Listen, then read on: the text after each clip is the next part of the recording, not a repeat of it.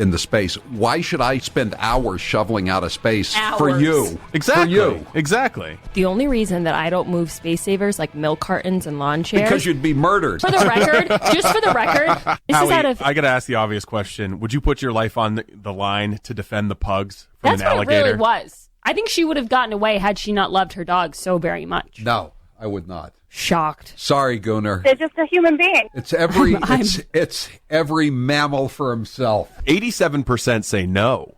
Okay. Yeah, they have high hopes. They have a lot of faith. They got high hopes. They got High hopes. They got high in the sky apple pie hopes. Oh, we just harmonized. Who needs Frank Sinatra when you got me and Grace? But resist we much.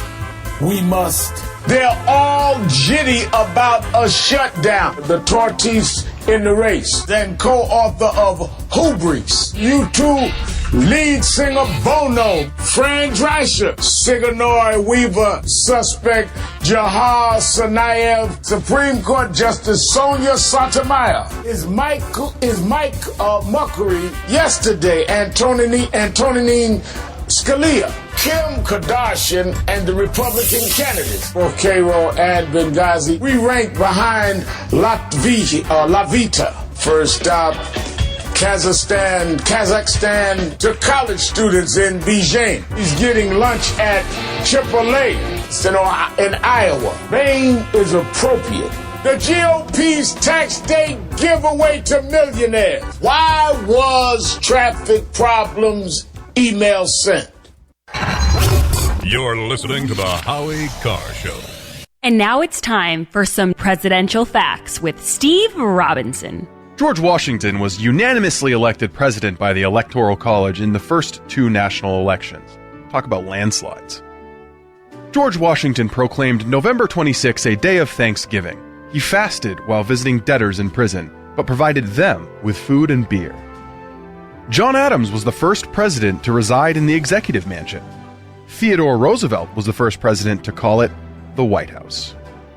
Following the Boston Massacre in 1770, no one wanted to represent British soldiers accused of murdering 5 colonists, so John Adams did. Thomas Jefferson spoke French, Greek, Italian, and German. He also claimed to have taught himself Spanish on a 19-day trip to France using only a grammar guide and a copy of Don Quixote. In 1860, Abraham Lincoln's campaign slogan was, "Vote yourself a farm," a reference to the Republican Party's support for the Homestead Act. At our firm, we deal with folks who are retired, soon to be retired, or hoping to eventually be retired. And over the years, we've seen and helped to repair many devastating retirement mistakes our clients have made. Hi, I'm Joe Ruffino, Director of Research and Portfolio Manager at Goodman Advisory Group. When retirement planning is done right, you may enjoy your golden years filled with joy and independence. When done wrong, you could face a life of penny pinching, dependence, and even poverty. That's why the Goodman Advisory Group is offering a free report entitled Common and Avoidable Mistakes That Can Devastate Your Retirement. In this free report, you'll learn how to help avoid becoming broke in your golden years. More importantly, you'll learn what you could do now to avoid that fate. Call now for your free no-obligation report. Call 800-267-6500. That's 800-267-6500. 800-267-6500. Securities offered through LPL Financial. Member FINRA SIPC. Investment advice offered through Goodman Advisory Group, LLC, a registered investment advisor separate from LPL Financial.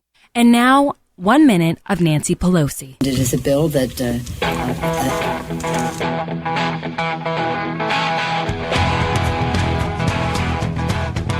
Better strap yourself in. It's time for the Howie Carr Show. So I do not blame the former director for being angry. I would be too if I were in his shoes. But now the former director seems to be acting as a partisan pundit, selling books and earning speaking fees while speculating about the strength of my character and the fate of my immortal soul. That is disappointing.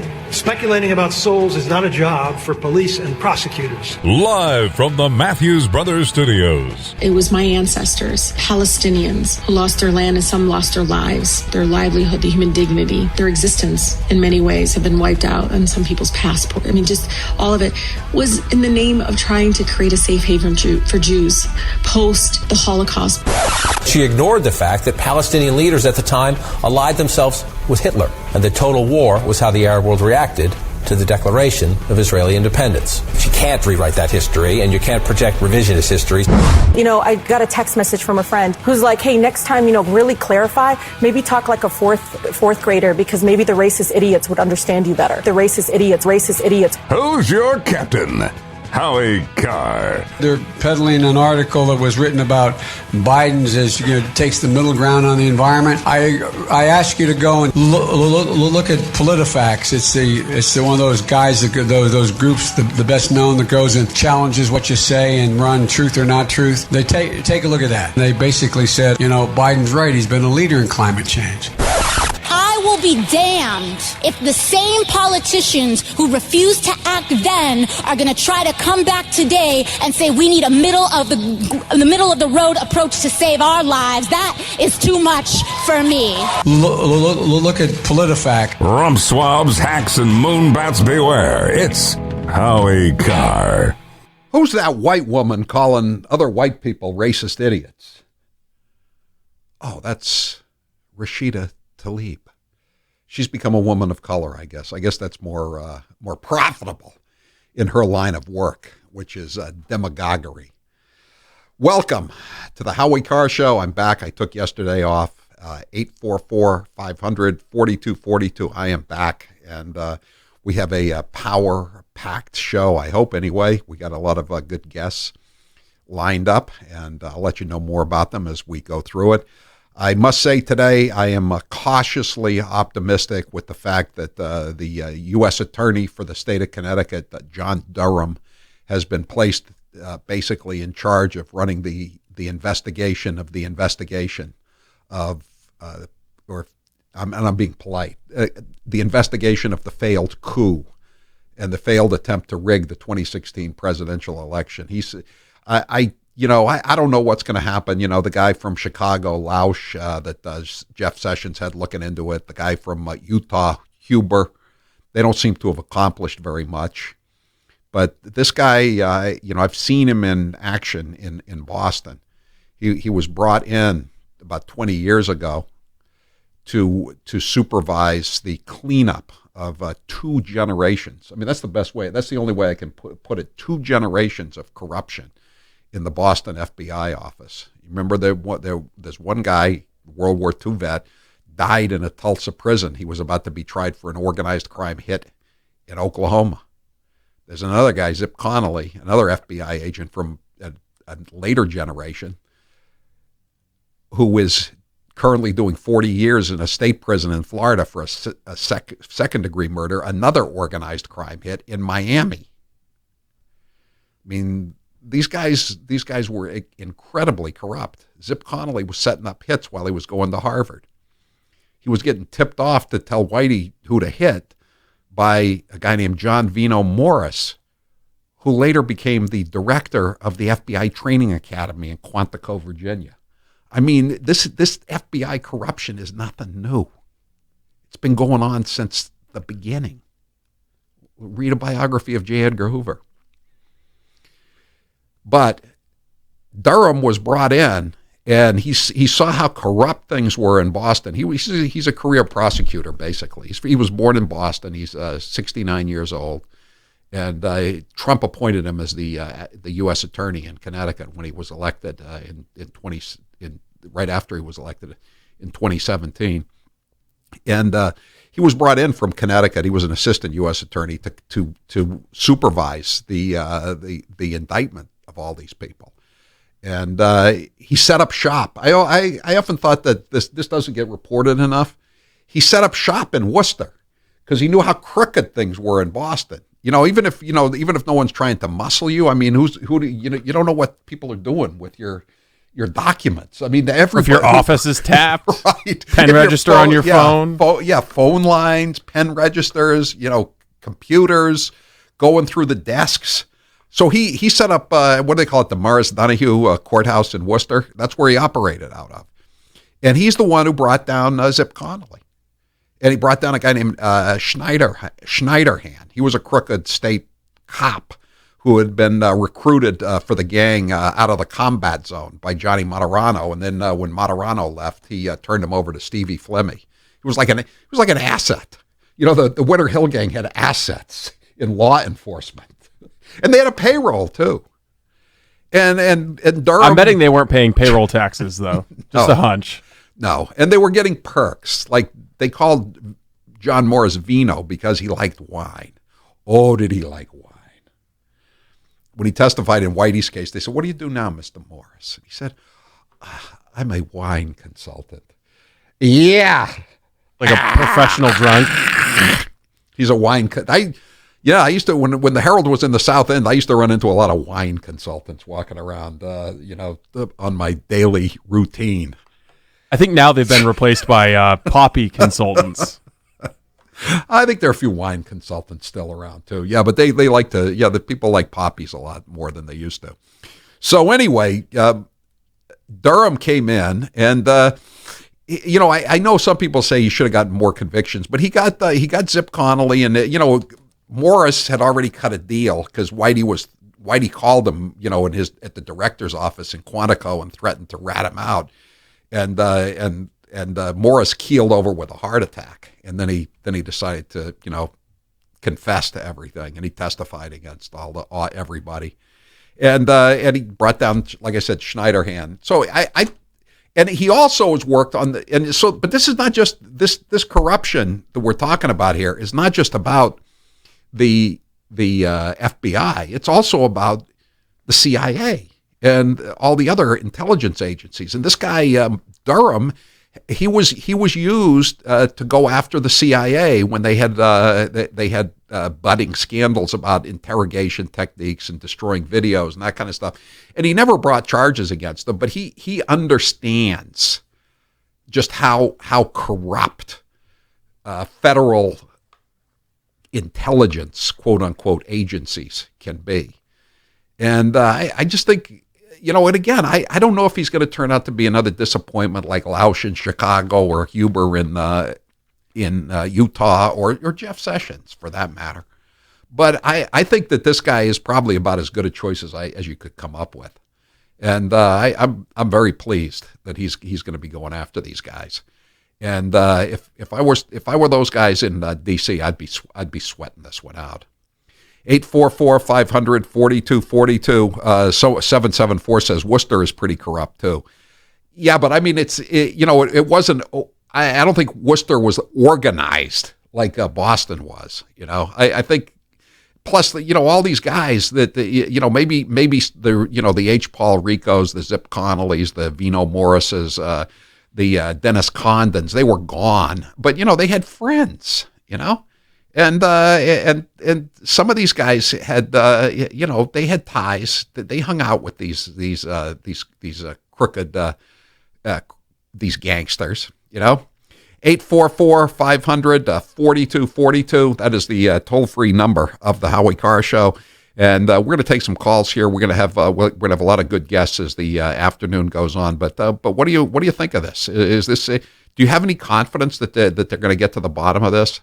I just hope it doesn't take forever. But they say that this guy, they just announced it yesterday, that John Durham, the U.S. attorney in Connecticut, that he's already been working on this for a couple of weeks. That's a good sign. What's the timeline here? We just want it out before the election, right? Absolutely.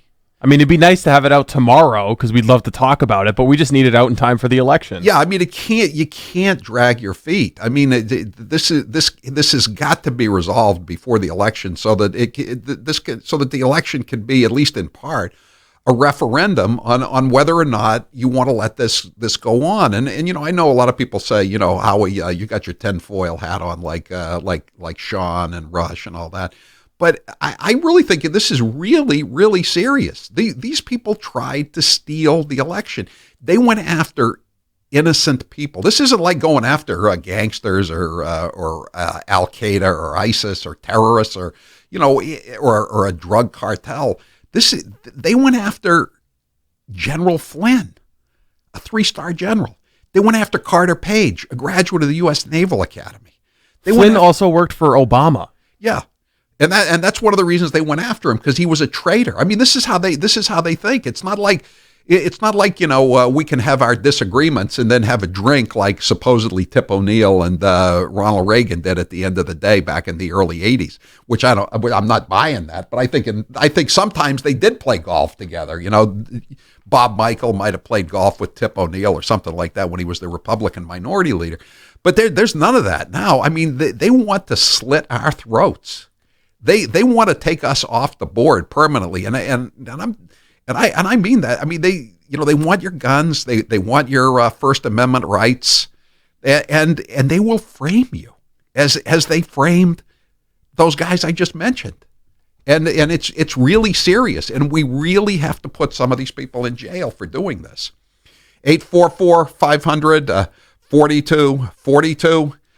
That's the toll-free number of the Howie Carr Show. We'll take your calls when we come back. I'm Howie Carr. Howie Carr will return after this brief commercial break. This half hour of the Howie Carr Show is powered by the Car Guys. Purchasing a pre-owned car can be tricky, but not if you go through Bill Papa George. He is the absolute best in the business. Both Grace and I use the Car Guys, and recently my daughter Charlotte got a car from the Car Guys. Call 800-300-4600. That's 800-300-4600. Howie Carr. When you have a good security system like SimpliSafe, things just feel different. SimpliSafe keeps working if the power goes out, if the Wi-Fi goes down, even if a burglar smashes your keypad. They have some of the fastest response times in the industry. Plus, there are no contracts, no hidden fees, and prices are fair and honest. Go to simplysafehowie.com to get free shipping on your system and a 60-day money-back guarantee. That's simplysafehowie.com, simplysafehowie.com. Would you like an extra $500 a month? That's how much 1 million families have saved by ditching Obamacare for health sharing. Health sharing is the smart, affordable way to get the coverage you need without losing minimum essential coverage required by Massachusetts and federal law. Take back control of your health care with health sharing. Call 800-741-6197. That's 800-741-6197. The Healthcare Solutions Team is standing by. Call 800-741-6197. He is the youngest senator that is going to be running. In his video, he also mentioned he's the only senator that lives in the inner city, and he's an unmarried vegan. So a lot of very unique qualities Cory Booker brings to the table, Kate. Now, I appreciate the comments of my colleagues. This is about the closest I'll probably ever have in my life to an I am Spartacus moment. I am Spartacus. I am Spartacus. Joey, you like movies about gladiators? Have you ever had an LGBTQ law clerk? I've not been a judge, so I don't have any law clerks. Someone working for you. I'm to be honest, I don't know the sexual orientation of my staff. When Dick Durbin called me, I had tears of rage when I heard about this experience in that meeting. And for you not to feel that hurt, tears of rage. Would you just stop being so dramatic? I'm a big believer that if this country hasn't broken your heart, then you don't love her enough. Yes, boys and girls, it's that very special time of year again when we here at Matthews Brothers celebrate the reemergence of our beloved state bird, defender of the wilderness, Simulium trifasciatum, better known as the Maine black fly. Oh, sure, Alaska has its assassin bug, Texas has its red-headed centipede, and Florida has its saddleback caterpillar. But pound for pound, the black fly is more relentless, more focused, and more annoying to its prey than all of them put together. Occasionally, people will come up to us and say, "Hey, Matthews Brothers, why in the world would you celebrate the return of the black fly?" To which we reply, first, as annoying as black flies are, a healthy population is a sign of good water quality, and that's good for everyone. Second, and more importantly, they give us an opportunity to show our appreciation of the amazing talent of our screeners who provide the first line of defense against you being turned into a tasty snack. Wicked Awesome screens are a simple yet important component of our Wicked Awesome Maine-made windows, which you can see for yourself, but only at better lumber yards and window professionals, or on the web at MatthewsBrothers.com. Matthews Brothers with one T, America's oldest window manufacturer, and may the swarm be with you. Brace yourself, guys. Here is 1 minute of Nancy Pelosi. I myself have always been for lowering the voting age to 16. I think it's really important to capture kids when they're in high school, which was a very amicable conversation. Amiable, I guess you would say, not amicable. That they wanted their voices to be heard. I don't think our colleague is anti-Semitic. I think she has a different experience in the use of words. That's not the total package, but there are some of the major points of discussion, I would hope, from sea to shining sea, because they are not getting paid 163. Was it 163 Republicans voted no. Wisdom from the kitchen of the Willard Hotel, yes, ma'am. The president either doesn't know what he's talking about or doesn't want to know what he's talking about.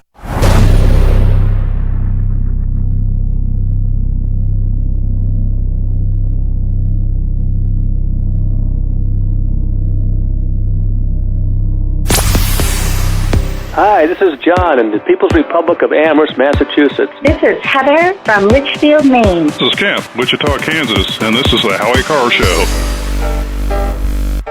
978 says you got to get cracking on a new death pool. They're dropping like flies. Doris Day, Tim Conway. Yeah, I know. We're going to do it on Friday. Unless there's some huge news event, we'll do it sometime during Friday's show. 844-500-4242. Yeah, Doris Day won't be down for breakfast. As I always say, when she ends up in the death pool, I think she was the last person on Magic Radio's 40s channel that was still alive. And now there's nobody. And Tim Conway, of course, Ensign Parker on McHale's Navy. I never talked to him. I talked to his son, Tim Conway Jr. Does he still have a radio show in L.A.? I used to be on his show. I've been on, not a lot. Just a couple of times I've been on it, talking about Whitey Bulger. Speaking of Whitey Bulger. Anyway, for delicious, high-quality meat conveniently delivered to your door, sign up at butcherbox.com/Howie, and for a limited time, new members get 2 pounds of wild-caught Alaskan salmon plus $20 off their first box. butcherbox.com/Howie. I had a steak. I was in Florida over the weekend, and we had some Butcher Box in the freezer, and I had a delicious one. I had a flank steak. How'd you cook it? In a frying pan. Cast iron? No, I don't have a cast iron pan. We got to get you some cast iron, Howie. I got a cast iron pan in here, but I don't have one down in Florida. It's not Florida doesn't seem like a cast iron type of place, but it was fantastic. If there's steak, it's a cast iron kind of place. Well, it's great no matter what you cook it in, if it's from Butcher Box. So, Steve, what's the poll question? What are the results thus far? A judge has ruled that the Bob Kraft sting video was collected illegally. Will the video leak anyway? I don't think so, because I think Bob Kraft has enough money that he would turn Palm Beach County upside down trying to find out who leaked it, and I think that there would be hell to pay. So I don't think it's going to leak. 13% say no, it will not leak. 87% really think it's going to leak. Wow. Yeah, I mean, I think it might have already leaked. Well, I don't know. I would hate to be the person who leaked it, because I think, like I said, I think Kraft will go after him and will turn everything upside down to find out who did it. All right, 978 says, those crooked bastards that tried to overthrow the President of the United States should be hung by their necks on Pennsylvania Avenue. No, they're not going to do that. I mean, I would just like to see them, have to do the perp walk like Aunt Becky and the rest of those people, and have to look at some jail time and lose their big gigs on MSNBC and CNN. That's the most we're going to get, I think. Another 978. I'm more optimistic about the investigation because the Obama administration never thought DJT would win, so I'm hoping they were sloppy. And here's another one. Jail, doesn't treason call for the death penalty? And this is another bone thrown to us, says a 917. I don't think we'll ever see any results. Joe DeGeneva is on once a week saying this is the week, but it never comes. I don't know. I mean, it's, the thing is, John Durham, when he was going after the crooked FBI agents and the crooked state cops, he actually prosecuted the case. He wasn't just an administrator. He prosecuted the racketeering case against Zip, the first one. Zip's now doing a state sentence for murder in Florida, but the federal racketeering case, Durham actually prosecuted it. I remember because he mentioned about the first bribe that Zip Connolly got. It was a 2-carat diamond ring worth $5,000. Johnny Materano had gotten it from Joe McDonald, and he gave it to Whitey to give to Zip. That was his first payoff. And so I remember when that came out, I rode down in the elevator with Zip Connolly, and so I just the elevator was packed, and he was going out to talk to the reporters. So I got up right up next to him. I said, "Hey, Zip, what's your favorite Gary Lewis and the Playboy song? Save Your Heart for Me? She's Just My Style? Everybody Loves a Clown? Sure Gonna Miss Her?" Now the door is opening. "Count Me In." The door is opening. His face is all red, and he knows where I'm going with this. And I said, "I got it, Zip. Your favorite Gary Lewis and the Playboy song? This diamond ring doesn't shine for me anymore. And this diamond ring doesn't mean what it did before. It's just another count in the indictment against me." Yes, I like I said, I have pleasant memories of John Durham. He made some good he made for some easy columns for me. 844-500-4242. Why were you a no-show on Mark Simone's show this morning? Because I forgot I was in the car and my stupid cell phone doesn't go off if I'm in motion. That's why I was a no-show. I apologize to Mark Simone for being a no-show. I don't usually do that. 844-500-4242. That is the toll-free number of the Howie Carr Show. And we're going to be talking a little later today with Rudy Giuliani, the president's lawyer. We'll be asking him about the impeachment efforts that the Democrats are still pushing. And we're also going to speak later with Pat Buchanan. He's got a great column today about the tariffs situation. As you know, Pat's in favor of tariffs. I think this story's been kind of overblown, isn't it? I mean, the market's made up half of the losses from yesterday. Who really gets excited about 1 or 2 days in the market? I'm Howie Carr.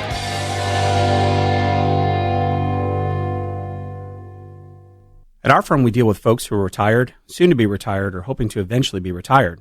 And over the years, we've seen and helped to repair many devastating retirement mistakes our clients have made. Hi, I'm Joe Ruffino, Director of Research and Portfolio Manager at Goodman Advisory Group.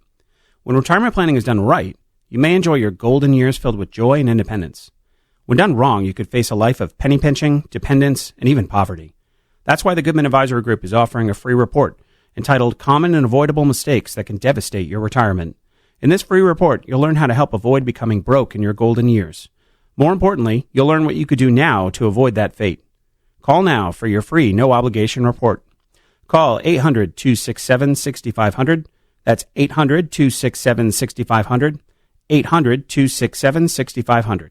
Securities offered through LPL Financial. Member FINRA SIPC. Investment advice offered through Goodman Advisory Group, LLC, a registered investment advisor separate from LPL Financial.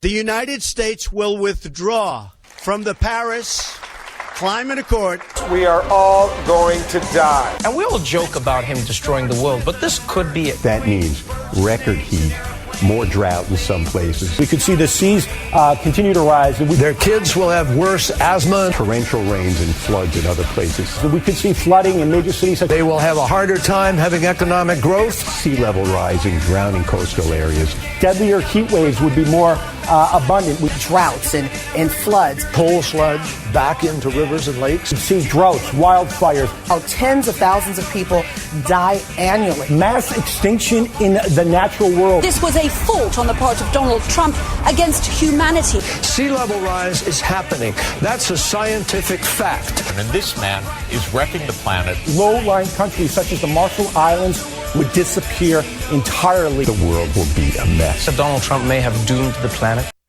We here at Matthews Brothers love this time of year. Love, love, love it. Why, you might ask? It's hurricane season, baby, and you know what that means. Torrential rains, catastrophic winds, and at least one dire warning a week about the end of the world as we know it from Biff Buffington. If the prognosticators over at whatever government agency is in charge of making these predictions are correct, this hurricane season will be worse than last year's, which of course was going to be worse than the year before's, which was going to be worse than the year before that, and, well, you know where we're going here. Why do we look forward to hurricane season? Simple. It gives us an opportunity to show off our amazing, wicked, awesome Maine-made windows. We routinely build our windows to withstand wind loads in excess of 175 miles an hour, the equivalent of a Cat 5 hurricane. Now, we here in New England rarely see hurricanes, and when we do, they're Category 3 or less. But isn't it nice to know that should Biff Buffington ever get it right, you'll be safe behind our windows. You can see our amazing windows for yourself, but only at Better Lumberyards and Window Professionals or on the web at MatthewsBrothers.com. Matthews Brothers with one T, America's oldest window manufacturer.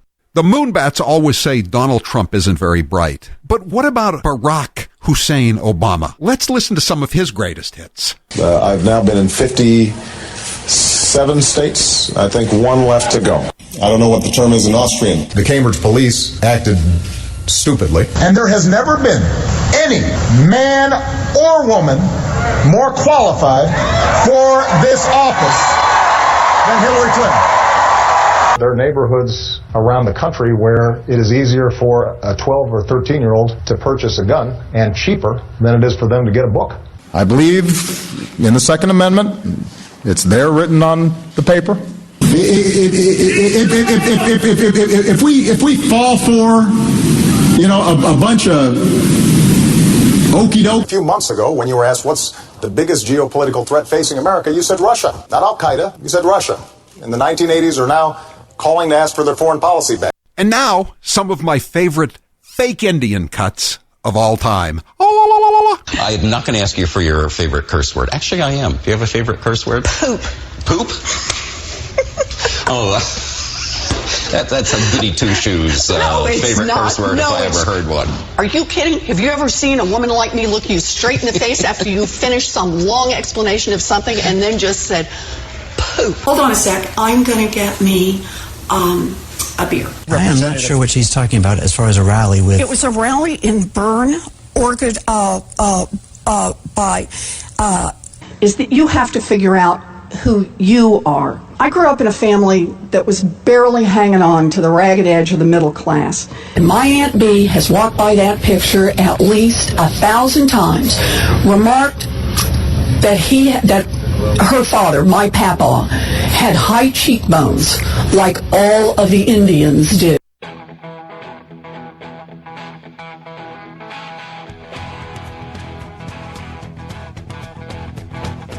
Live from the Matthews Brothers Studios. One of the texters points out that don't forget Peggy Lipton also just passed away. She was only 72. Tim Conway was 85. Doris Day was 97. There was a funny column by Mark Stein about Doris Day that he put on his website. I read it on the plane coming up today. He interviewed her a few years back, and he said he could barely understand her. You know why? Because the dogs were there were so many dogs that she had. They were all barking in the background, and she was a real talent. She was like the number one female star in the U.S. for, I guess, 3 or 4 years in the early '60s, from 60 to 64, and then maybe 1 year she wasn't out of those 4 years. 844-500-4242. Bob, you're next with Howie Carr. Go ahead, Bob. Yeah, it's about your last comment of treason and stuff with Clappers and the Brennans and the Comeys. Why don't we do something like rip them of all their government benefits, all their free medical they take, and basically make them bankrupt? That's, Bob, that's easier said than done, because they asked Morris at Whitey Bulger's trial 6 years ago. They said, are you still getting your pension? And again, this is a guy who set up at least 2 people to be murdered by Whitey Bulger, who took thousands of dollars in payoffs, who got drunk and handed them over surveillance tapes of their rivals in the mafia. And he was still collecting his pension, Bob. Yeah, well, the bad part about it is American people have been listening to this BS about all this Comey and the Russians and blah, blah, blah, which, like you said, is like we all know, is nothing but a big story of nothing. Yeah, no. And they spent thousands and thousands of dollars, millions of dollars of our taxpayers' money. I know they did, and I think John Connolly, in spite of the fact that he's doing basically life for a murder conviction, I'm pretty sure he's still getting a pension from the FBI, because I remember that one time we had a at our station WRKO in Boston. We had a tape of him on a weekend show with one of his buddies. This when they had still had a lot of weekend shows on radio. I mean, live weekend shows, and the FBI came to us and was asking for the tape because they thought they didn't tell us this, but we figured it out that they could use it, that he was lying and about what he was doing, and that they could try to use that to take away his pension. But we didn't have a chain of custody. You know what I mean? That's what they always say, that whether it's a gun used in a murder or any kind of piece of evidence, you got to have a chain of custody. And we didn't have that. Just been lying. The tape had just been lying around for years. So I'm pretty sure Connolly is still, or his wife, or is it? I guess he's still married. Is still getting the pension. 844-500-4242. Maine State Senate voted 19-16 to change Maine to the national popular vote today, headed to the House for confirmation, and then on to Janet Mills' the desk. Yes, Democrats in the Senate also voted against a bipartisan opposition to give taxpayer funding for abortions. Great day for the state of Maine. Oh, God. Tom, you're next with Howie Carr. Go ahead, Tom. Hi, Howie. I just wanted to say that Durham's perfect choice. And the reason being, he's already done this once. Yeah. For him to have gone through, it's not just like, walking across the street. You have to step on all the little stones going across the raging river. And he did it. I know. He understands. I mean, he understands the corruption levels at both the FBI and the CIA. He's been involved with both of these agencies. I don't know if he knows exactly where the bodies are buried, but he knows how they bury the bodies anyway, Well, yes, but I'm sure that he must have had some resistance before, and he knows where that resistance is going to come from. Oh, yeah. No, he definitely knows. Yeah. So that's why I think it's a wonderful choice. Yeah. And like I said, I mean, the fact that he when he got the assignment here in Boston to clean up the FBI, and he set up shop outside of the city and outside of the ground zero of corruption, which was the FBI, the federal courthouse. That's to me, that just shows that he knew exactly what he was up against, and I think he's again, I don't know. I'm not. I wouldn't, bet the mortgage on it or anything, but I think it's a pretty good choice. Thanks for the call. H, why do you call him Zip? Because you know how sometimes you hear a nickname and you know that's the nickname that they really deserve and that fits them to a T. We heard that Whitey called him Zip. Whitey called him Elvis because his hair was slicked back and it was black, and he called him Neighbor because he was from South Boston, and he called him Zip. We heard that one day, and all the reporters, we all just looked at each other and said, Zip. Forget Elvis. Forget Neighbor. His name is Zip from now on. And that's what we call him. 844-500-4242. 808 says, pension, take away their pension. Should we discount a lifetime of public service just because of a little treason? Who amongst us hasn't tried to effect a bloodless coup? Yeah. 844-500-4242. Who's going to take care of all the people whose lives they ruined? Yeah, well, again, that's the recurring question going back all the way, at least to the days of Ronald Reagan and his labor secretary, Ray Donovan. Acquitted on trumped-up federal charges. He comes out on the steps of the federal courthouse and says, where do I go to get my reputation back? The other thing, and of course the other question, which you didn't ask, is where do I go to get my bank account back? I mean, you think Roger Stone is ever going to be whole again? Or Michael Flynn? Michael Flynn had 2 houses when this started. Now he's got 1 house. I don't know what's happened to his son. All these people were ruined. And they didn't do anything. I mean, it's one thing if you're a criminal and it's one thing if you're Zip Connolly, or Vino Morris, and you're crooked and you're setting people up, while you're going to Harvard or running the FBI training academy in Quantico. But when you didn't do anything, when Michael Flynn is just performing a public service, Carter Page is trying to make a buck. George Papadopoulos is a kid trying to make a name for himself, and they come after you and try to throw you in jail. And in the case of Papadopoulos, they do throw you in jail. They have to pay a price for this. I don't, I'm not going to say treason is the right crime, but certainly obstruction of justice, perjury, conspiracy. John, you're next with Howie Carr. Go ahead, John. How you doing, Howie? Love the show. Good, thank you. I just want to say, you forgot to mention all the 9+ bills that they're trying to cram through for the gun confiscation. Red flag, we want to take your guns. This is in Maine? Oh, yeah. We know Mills won't veto it. Well, we have, no protection here now.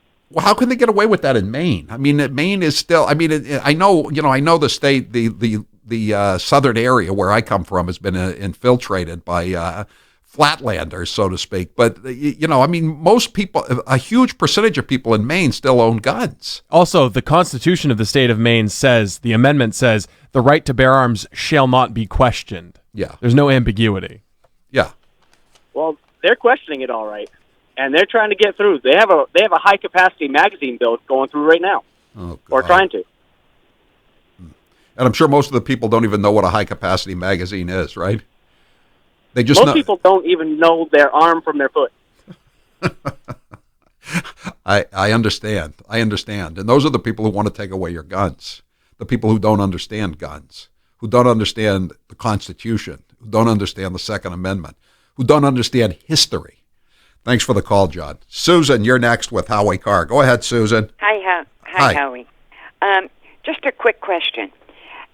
All of these people that went bankrupt paying lawyers because they were falsely charged by these Brennans and the Clappers and all that, if the Clappers and the Brenners get charged with something, who pays for their lawyer? Does the government pay? No, I don't think because they're not in government service anymore. If you commit crimes or accused of crimes that you committed while in government service, you're not entitled to government representation. When Comey went before the House committees and the Senate committees and Strzok and Page, they were all represented by government lawyers because they were testifying about their official duties. But when they're charged with a crime, no, they'll have to pay for their own legal defense. Okay. Yeah. Thanks a million, Howie. Thank you. 844-500-4242. So a Moonbat says, are you bleeping kidding me? Manafort didn't do anything. He didn't do anything about collusion, Moonbat. They knew about his dealings in 2014 and nobody cared. He didn't do anything that Obama's Treasury Secretary Tim Geithner didn't do. Yeah, or he didn't do anything that the Podestas didn't do. He had business dealings with the Podestas. Have they ever been charged with a crime? Have they ever been thrown into solitary confinement? Oh, that's right. They're Democrats. If Manafort had never gone to work for Trump, he would be a free man. He'd still be walking around in those alligator skin suits or whatever the hell he wears. Ostrich jackets. Whatever it is. Actually, I think he got those back. Oh, good. I'm glad to know that. I'm sure that's nice. But Cohen did not go away. He went away for the taxi medallions, and they got him to plead guilty to some kind of crime involving the payoffs, which really isn't even in the federal books. 844-500-4242. Someone 603 says the Maine anti-gun bill is good news for Susan Collins' Senate campaign. I don't think she's going to have a problem anyway. But right now, happening in New Hampshire as well, fighting a confiscation gun bill right now. Sununu was on yesterday. Did he talk about that? No, he didn't talk about that. He just talked about blocking the income tax. He's turned into a big Trump guy, too. How crazy is New Hampshire? I mean, here the state of Massachusetts is gearing up. I wrote a column about it on Sunday. It is gearing up to basically close to double the income tax rate in 2022. They say it's only for millionaires, but it'll be for everybody, as I've told you, and everybody knows. So as the state of Massachusetts goes to 9% income tax rate in 2022, the state of New Hampshire wants to suddenly put an income tax on the runaways from Massachusetts and the runaways from Maine, too, I would assume, as well. 844-500-4242. 646, your establishment is showing you're not sure if this is called treason. I don't think you can prove a case of treason, but I think you can prove a case of conspiracy or obstruction of justice or perjury. I think that can be done, and I just want them behind bars. 844-500-4242. We'll take some calls when we come back. I'm Howie Carr. If you change the station, the Moonbats win. You're listening to the Howie Carr Show. For a short time only, Liberty Safe has a Centurion 24-gun safe on sale for only $999. A 375-pound Liberty Safe made in the USA holds up to 24 guns, includes dehumidifier rod, has electronic lock, 3-spoke handle, interior LED lighting, and is in stock ready for pickup. Only $999. Visit your Liberty Safe dealer at Dependable Lock Service in Nashua or Liberty Safe of New Hampshire in Northampton or online at libertysafenewhampshire.com.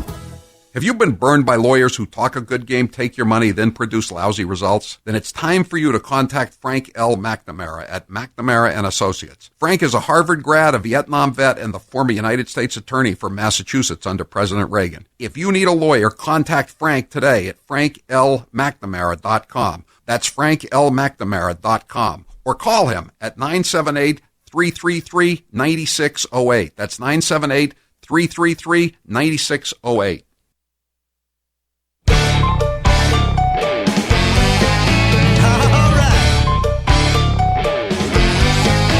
Thank you, New England, for supporting Music Drives Us. Since 2006, we have used the power of music to benefit communities throughout the 6 states of New England. During this time, we've proudly supported more than 200 schools and donated upwards of 1,000 instruments. And this year, we're getting ready to donate all over again. Our work is made possible through your continued support of our musical mission. Whether you donated, volunteered at our events, attended our concerts, or engaged with us on social media, thank you. We hope you'll stay tuned with what we have in store for this year because it'll be our best year yet. Visit us at musicdrivesus.org. That's musicdrivesus.org. Or follow us at Music Drives Us on social. Together, we can keep music in our schools.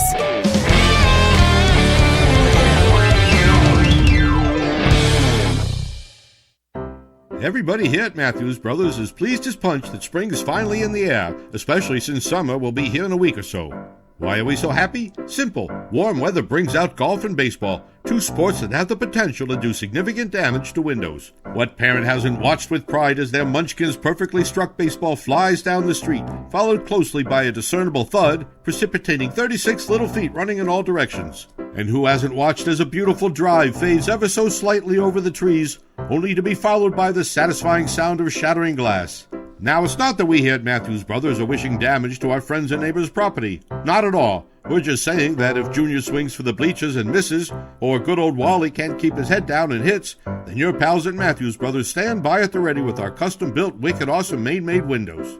You can beat the summer rush and see them all for yourself, but only at better lumberyards and window professionals, or on the web at MatthewsBrothers.com. Matthews Brothers with one T, America's oldest window manufacturer. There are plenty of differences between Trump and the Democrats running for 2020, but the main one is Trump's pretty funny. Take a listen. What advice would you give to the 25-year-old Donald Trump knowing what you know today? Don't run for president. I'm not a drinker. I can honestly say I never had a beer in my life, okay? It's one of my only good traits. I don't drink. Whenever they're looking for something good, I say, I never had a glass of alcohol. I've never had alcohol. Can you imagine if I had? What a mess I'd be? I'd be the world's worst. Other countries, big countries, India and others, we had to pay because they considered them a growing country. They were a growing country. So what are we? Are we allowed to grow too? Okay. No, are we allowed to grow? I try like hell to hide that bald spot, folks. I work harder. Doesn't look bad. Hey, we're hanging in. I should have saved the Pocahontas thing for another year. Because I've destroyed her political career and now I won't get a chance to run against her and I would have loved it. I don't want to knock out all of the good stuff and end up with somebody that's actually got talent. That would be terrible.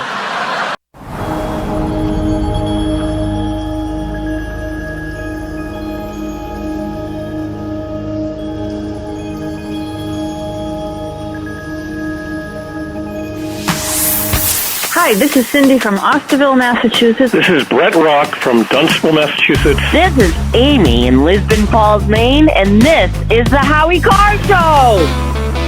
This is a good day to get on the Chump line. Go to 844-500-4242, press 2 for the Chump line, leave your message, and chances are better than normal that you'll get on the Chump line today in just a little over an hour. 844-500-4242. This is also a good day to get an early Father's Day gift for your dad. The VIP experience. You can come in and watch the entire show on a Tuesday or sometimes a Thursday. Just get it for Dad, and he gets to see the whole show. He gets books, autographed books by me. He gets to meet Steve, Grace, me. He gets to have a great Kowloon spread. And right now, today only, Grace has convinced me to cut the price 50% off. So you can get 50% off for the VIP tickets just for today only until midnight. So it's a great Father's Day gift, and people really like the experience. So come on down. 844-500-4242. Pete, you're next with Howie Carr. Go ahead, Pete. Yeah, hi, Howie. Hi. This whole thing with Manafort and Roger Stone and the rest of them, this whole thing has been nothing more than a diversion to turn everybody's focus away from the bad actors, so to speak. Right. I agree. The other thing too, Howie. I agree. A lot of people don't understand right now, Howie, is that Christopher Wray is sealing documents. I don't know about that, but I know he's not doing much of a job. And the thing is, when this Mueller investigation was going on, people like Strzok would go up before these congressional committees and that ask him very pointed, very pertinent questions, and he would say, "Well, I can't speak." One of these crooked FBI lawyers would speak into his ear, and he'd say, "Well, I can't speak to that because there's an ongoing investigation by the special counsel." I mean, it basically gave him 2 years to try to run out the clock. That's what it was all about. I agree. Thanks for the call, Pete. And I don't blame Trump for being disappointed in Christopher Wray. He was a bad pick. I mean. Let's face it. I mean, again, it's like the business dealings. Not all your picks can be great, and not all of your business deals can be successful. And there've been some bad ones, like Sessions and like Wray. Unfortunately, those are two big positions that didn't work out for him. If you had to guess who's on the top of the list that needs to be nervous with this new investigator, as a matter of fact, Steve came up with an idea. We may do it later in the show. We have an indictment pool here, just maybe like for 2 segments. A coup pool? The show. A coup pool. Who's going to be first indicted? Who amongst the plotters? And the list is longer than you might suspect. It is. He's got 30 names on the list, so there won't be any problems. We'll do that at like 6:30 tonight. That'll be a good way to have a little fun. We'll warm you up for the death pool later in the week. David, you're next with Howie Carr. Go ahead, David. Hey, Howie, how's it going? Love the show. Thank you. I think what we ought to do is I think all the Americans ought to get together, open up a class action lawsuit against all these Democrats that decided what they wanted to do was do all these investigations and sue them to get our tax dollars back. I don't think you're going to get too far, David. I think the place to extract our revenge is at the precinct level, at the voting booth. That's the only way to change things around, and also encourage the Republicans to keep up the heat on these guys.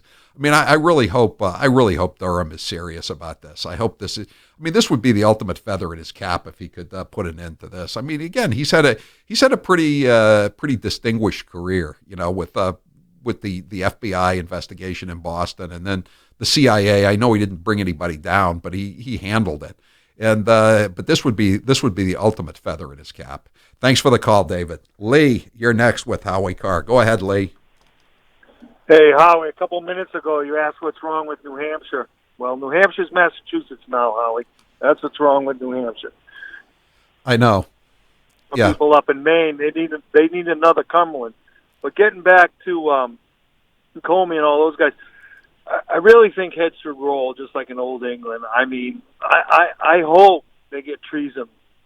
Someone has to fight it. I don't know if they'll win, like you said, but I really think that they should fill up the tower and heads should roll. And I hope this goes on and is successful. I know all the diversions and all the tactics they're using are what they do, but American people got to wake up and start writing letters to different people. I know. And saying, hey. I know. This is serious business. This is so much worse than Watergate. I mean, Watergate was like shoplifting at the five and dime. This is like robbing Fort Knox. We'll be right back. I'm Howie Carr. I was recently looking for something in my house, and I found a few family pictures in the drawer from a few years ago. One of the photos was a shot of me before I had my hair restored by DiStefano Hair Restoration. What struck me was the receding hairline. It was more than receding. I was going bald. I actually looked older in this picture than I do today, thanks to Dr. Highness and his team at DiStefano Hair Restoration. I remember those days from that picture when I used to look in the mirror and dreaded seeing my ever-increasing bald spot. Now when I look in the mirror, I see the new me with a full head of thick hair. So come on, guys. What are you waiting for? More hair to fall out? With a DiStefano IGT procedure, balding and hair loss are now optional. Stop procrastinating. Call now and get a free IGT consultation. Plus, financing is available with payments as low as $119 a month. Just call 800-858-HAIR to learn more. That's 800-858-HAIR. Call 800-858-HAIR or just visit hairman.com. And now, a minute of wisdom from Alexandria Ocasio-Cortez. Millennials and people and, Gen Z and all these folks that come after us are looking up, and we're like, the world is going to end in 12 years if we don't address climate change. And your biggest issue is your biggest issue is how are we going to pay for it? And this is the war. This is our World War II. I think that there's a lot of people more concerned about being precisely, factually, and semantically correct than about being morally right. But being factually correct is important. It's absolutely important. And if we work our butts off to make sure that we take back all three chambers of Congress, all three chambers of government, the presidency, the Senate, and the House in 2020, we can't start working in 2020. It feels like you're relying on this tax cut of the corporations, of the wealthy, to trickle down. Yeah, Southwest and American Airlines both announcing they're going to give $1,000 bonuses to employees following the tax overhaul. Wage increases don't follow tax cuts like this. So the world's largest retailer giving its U.S. employees a bonus, a wage increase, and expanded maternity and parental leave. So you're creating a huge tax cut, right, and you might not get wage growth. Right. Capital One Financial, which just confirmed to CNBC that they will raise the minimum wage for all U.S.-based employees at Capital One to $15 per hour. And anybody who thinks that this corporate tax cut is going to trickle down to lift wages has a staggering ignorance of how public companies function. Wells Fargo said it would raise its minimum wage to $15 per hour. That the day we cut the corporate tax rate, wages are going to suddenly jump up when there's absolutely no historical evidence whatsoever that this will happen. Boeing announced $300 million in investments for corporate giving and workplace improvements.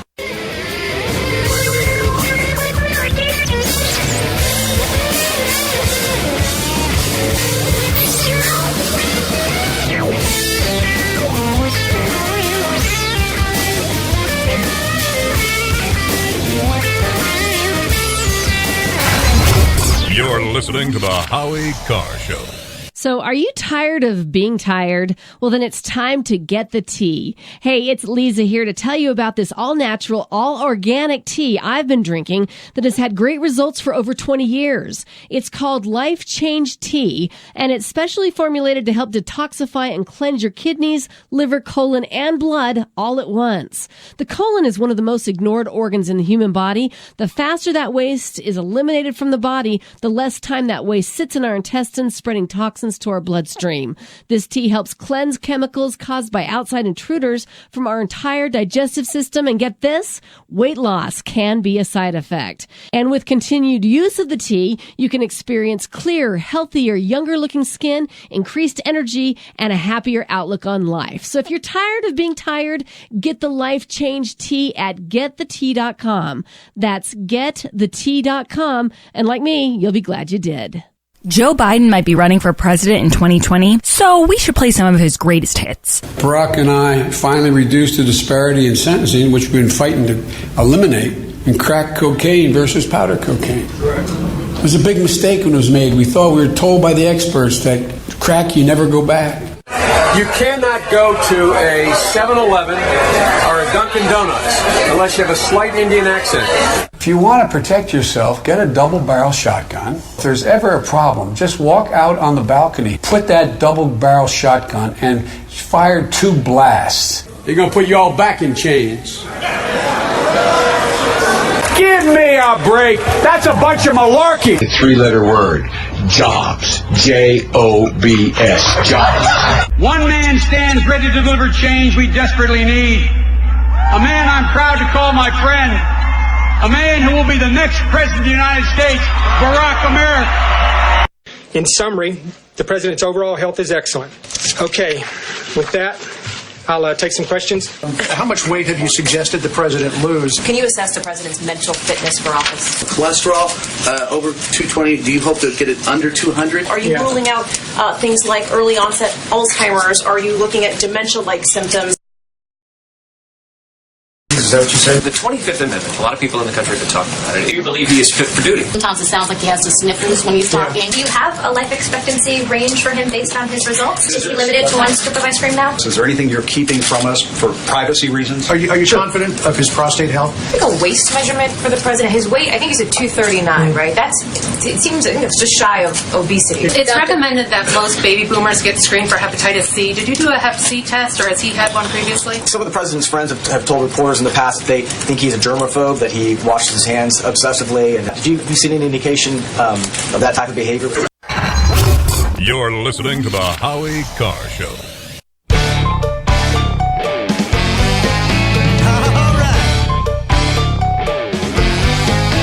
Thank you, New England, for supporting Music Drives Us.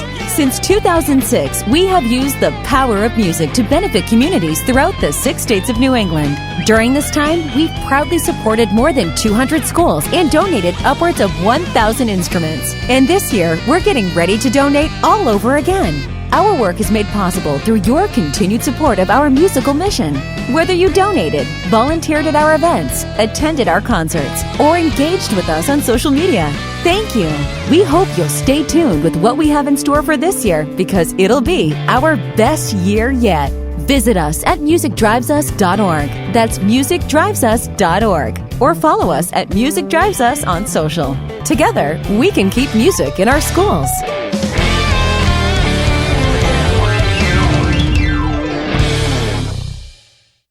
At our firm, we deal with folks who are retired, soon to be retired, or hoping to eventually be retired.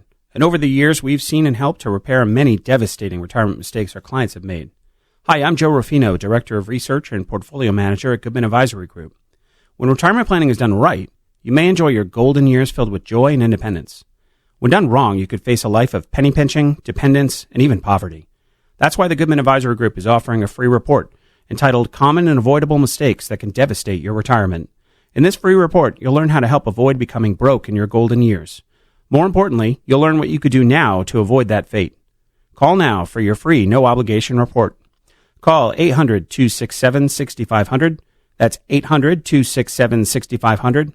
800-267-6500. Securities offered through LPL Financial. Member FINRA SIPC. Investment advice offered through Goodman Advisory Group, LLC, a registered investment advisor separate from LPL Financial.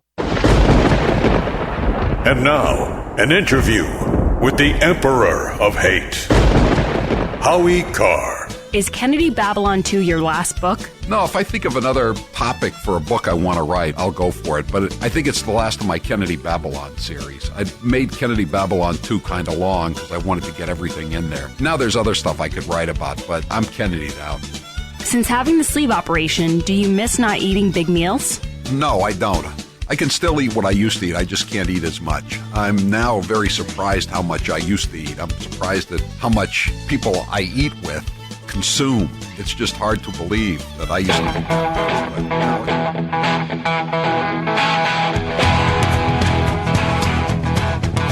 Better strap yourself in.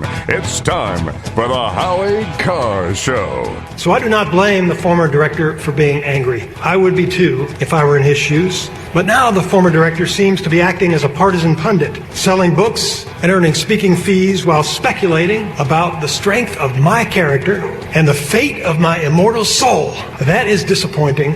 Speculating about souls is not a job for police and prosecutors. Live from the Matthews Brothers Studios. It was my ancestors, Palestinians, who lost their land and some lost their lives, their livelihood, the human dignity, their existence in many ways have been wiped out on some people's passport. I mean, just all of it was in the name of trying to create a safe haven for Jews post the Holocaust. She ignored the fact that Palestinian leaders at the time allied themselves with Hitler, and the total war was how the Arab world reacted to the declaration of Israeli independence. You can't rewrite that history, and you can't project revisionist history. You know, I got a text message from a friend who's like, hey, next time, really clarify, maybe talk like a fourth grader, because maybe the racist idiots would understand you better. The racist idiots. Who's your captain?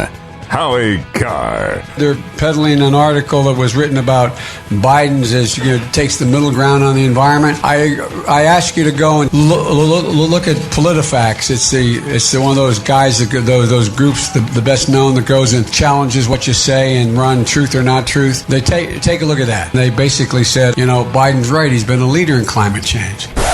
I will be damned if the same politicians who refused to act then are going to try to come back today and say we need a middle of the road approach to save our lives. That is too much for me. Look at PolitiFact. Rump swabs, hacks, and moonbats beware. It's Howie Carr. Welcome to the Howie Carr Show. The toll-free number from anywhere in the U.S. is 844-500-4242, and you can call in if you want to be on the show. And you just saw Grace moving behind me on the camera. Grace, that wasn't very professional. You should be ready to go when the lights come on. That's actually my fault. I jumped her early with her news segment because Rudy Giuliani took her spot at 4:30. I understand. It's a hectic biz. That's why they say that's showbiz, baby. So I was off yesterday. I'm back, and Grace, were you worried about me on Friday? All the rapper violence going on in Miami. No, you don't strike me as a Miami type of guy. Were you at that club? What club? There were shootings going on all over Miami over the weekend. We're confident when you go out to a nightclub, you know how to handle yourself. That's right. I just think you're squirrely, so you hide easy. Always keeping your back to a wall. Anytime Howie talks about any violent encounter he's ever seen, he always just says, so then I got out of there fast. Then I ran away. Yeah. I ran down the street. I hopped on my bike and I pedaled away. Howie, that's a good thing about you. Most guys would be like, and that's when I got a 2x4 and hit the guy over the head, but not you. You're like, that's when I hid under a table. Never trying to play hero. No, never. Well, the Rolling Loud Festival. This is where all the trouble started this weekend in Miami. That's it. It was in the stadium where the Dolphins play. Rapper Kodak Black appeared in federal court after being arrested Saturday at the festival on a weapons charge. Lil Wayne was a no-show Saturday night, explaining on social media he had refused to be searched by security or police to enter the venue. An NBA player, Phoenix Suns forward Josh Jackson, was arrested after police say he refused to leave a VIP area he entered without a pass and then ran away after being handcuffed. That's always tough. When you run away after being handcuffed, now that's something out of a movie. He's a good boy, a very good boy. Gunmen in a passing Cadillac Escalade opened fire on rapper NBA Youngboy as he and his 10-member entourage exited Trump International Beach. It's Trump's fault! Trump International Beach Resort Monday in Sunny Isles Beach. 6 members of Youngboy's party who were legally armed returned fire, and they took out a bystander, Mohammed Girardi, 43, as he sat in his van across the street. They were firing in self-defense. No charges were filed. Oh, wow. The attack on the attack on NBA Youngboy happened about 36 hours after Chicago-based rapper AAB Hellabans, also known as Amir Goldston, was fatally shot outside the Cameo nightclub on a crowded Miami Beach street. Wow. Thank goodness none of that was going on in Palm Beach. Yeah, thank God. A very Palm Beach vibe I'm getting from those shootouts. Okay, so Howie, before we get to the news, I want to start with the contest. As everyone knows, my birthday's coming up May 31st at Mix 360 in Malden. It's going to be so fun. If you want to get your tickets, you can go to howiecarr.com. No shootouts at Mix 360. Click store or click on the banner. But if you want to win tickets, and by the way, Howie, I got my postcards for the party that I'm going to sign. Yeah. My John Hancock Oh, on. good. And they're really, really cute. Why don't you show one? Why didn't you bring one in to show us? I'm going to tease it. I'm going to show it tomorrow. It's all about a good tease. So yeah, guys, if you want to answer this question, you can text into 63566, text Howie, and then the answer here is, okay, I guess we're doing it now. Let's see. This is the postcard that you will be receiving if you attend the party. Okay, guys, so here's the question. Jeopardy music, please. Howie is now just the picture of health. But at one time... I got some sun over the weekend. It's an amazing thing. You go to Florida and there's this orange, yellow ball in the sky. I haven't seen it here for a great months. big ball of gas burning billions of miles away. Okay, so here's the question. It's so pleasant, though. You can actually see your shadow in Florida. I haven't seen my shadow up here for months. Even though Howie is now a picture of health, at one point, he did enjoy smoking. What was Howie's brand of choice? Oh, I thought you were going to ask what was his max weight. That'd be a good one for tomorrow. No, that is a good one. Okay. But as I say on the loop, I smoke several different kinds. Yeah, but you had a favorite. Okay, I got it. Okay, so let's get to the news. Okay, I want to start with Elizabeth Warren. She is turning down Fox News, and in a very aggressive fashion. I want to read her tweet. She says, Fox News. So first of all, she's like, and I'm not going on Fox News, and this is why. And then she does one of her crazy Elizabeth Warren threads where it goes on and on forever. She said, Fox News is a hate-for-profit racket that gives a megaphone to racists and conspiracists. It's designed to turn us against each other, risking life and death consequences to provide cover for corruption that's rotting our government and hollowing out our middle class. Hollowing out. I thought the middle class was doing better than ever. Is this kind of like the deplorables comment? That's what I felt like, Steve. It's like, we get it. You don't like Fox, but what happened to, agree to disagree or like try to reach the other side? And this is their problem. They vilify everyone. She says the next one says hate for profit only works if there's a profit. So Fox News balances a mix of bigotry, racism, and outright lies. Is checking the box and claiming to be an Indian when you're really whiter than Casper the Friendly Ghost, is that an outright lie, fake Indian? But you know what the other thing is, too, is that there are plenty of people who roll their eyes at Fox News and think that it's kind of like an echo chamber or whatever. But all of those people have either a parent or a relative or a friend who watches Fox News. So the fact Newsmax. The fact that you're right. So the fact that you're saying to those people, any of your family or friends who watch a channel that I don't agree with are these monsters who are like, just gobbling up all of this hate. That's offensive to a lot of the people she should be trying to get to vote for her. When she was first running for the Senate and they asked her if she owned any stocks and she said, no, only mutual funds. Was that an outright lie? When she said she was growing up on the jagged or ragged edges of the middle class when she was in high school and her family back in the mid 60s or the early 60s had 3 cars. How many people in the lower classes had 3 cars in the early 1960s? I've asked her to come on. That was an outright lie. I've asked her to come on your show a number of times, and she won't even. We don't even rate a tweet storm. Are we not spreading hate for profit? You guys got to step up your hate for profit game. In other news, though, speaking of Elizabeth Warren, according to the New York Post and a few new reports, Elizabeth Warren and Bernie Sanders.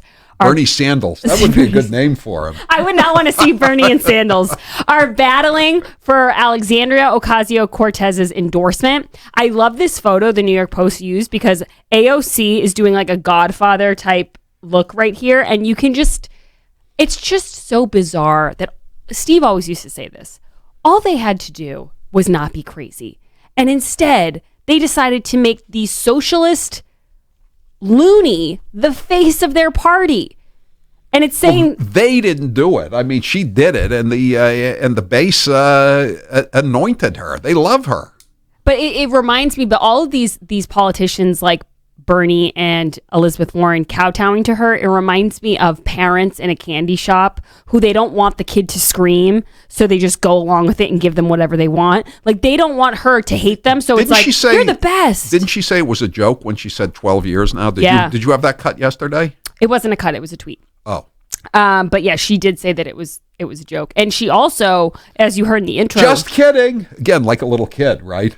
Just kidding, Ma! She's not on board with Joe Biden. And can we talk about, in the intro, Howie, Joe Biden, you have to give it to me. Does he not sound old? He is struggling, as Joe Namath would say. What about I think that's actually worth playing. The Warner Brothers cartoon character, Porky Pig? Yeah. Doesn't he say he kind of sounds like Porky Pig too, doesn't he? Oh yeah, he's stuttering. We'll play that cut coming back in because it really is amazing. He's trying to explain to this group of people in New Hampshire what PolitiFact is, and it's just painful.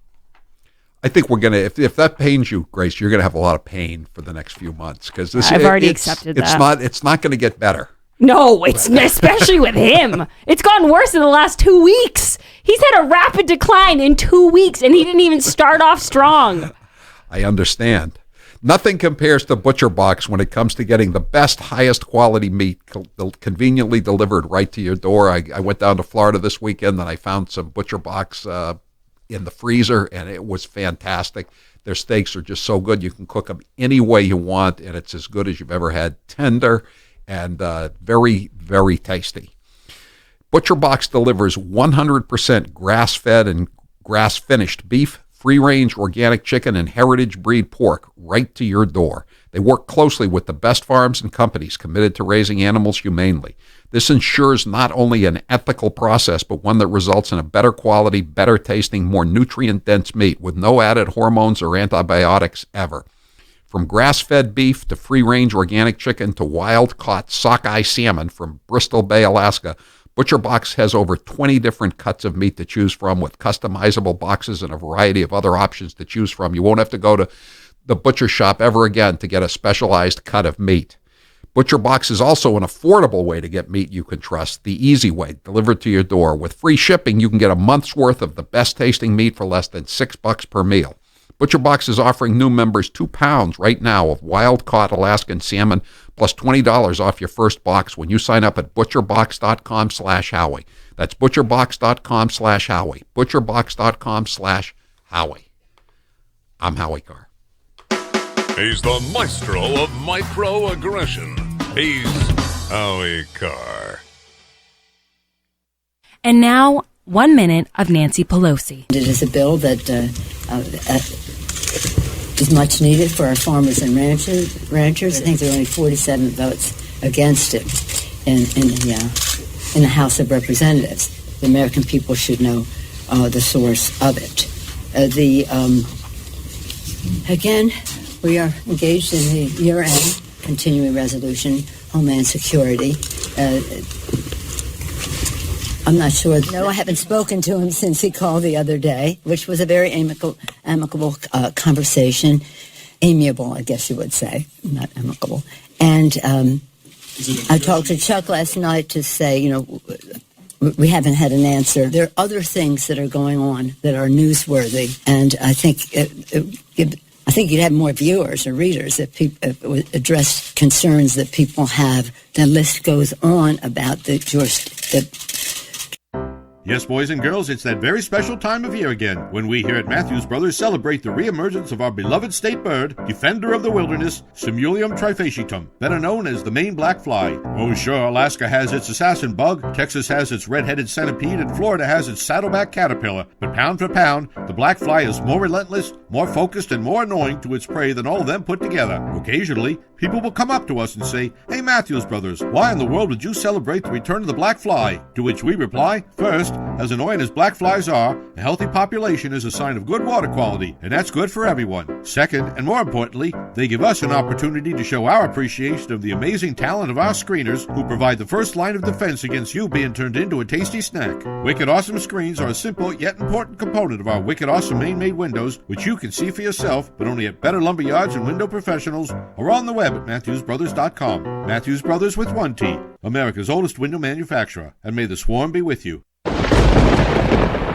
And now, an interview with the Emperor of Hate, Howie Carr. Did you have any pets when you were younger? I had a cat named Dexter. That was my first pet. And then I had possession of 2 poodles when I lived in Palm Beach, Princess and Frisky. They weren't really my dogs, but I took care of them. They lived with me. So they were my dogs. I love those poodles. When you were a kid, what was the best gift you ever received? I got this wooden fort from FAO Schwartz in Palm Beach, about the age of 6 or 7, 10 soldiers to go along with it. Such a cool fort. I had that fort for like maybe close to 10 years. What is your all-time favorite movie? Probably Goodfellas. I love Goodfellas. I love it even more than The Godfather. What is your favorite dessert? Oh, that's a tough one. Probably chocolate ice cream, followed by vanilla ice cream, followed by coffee ice cream.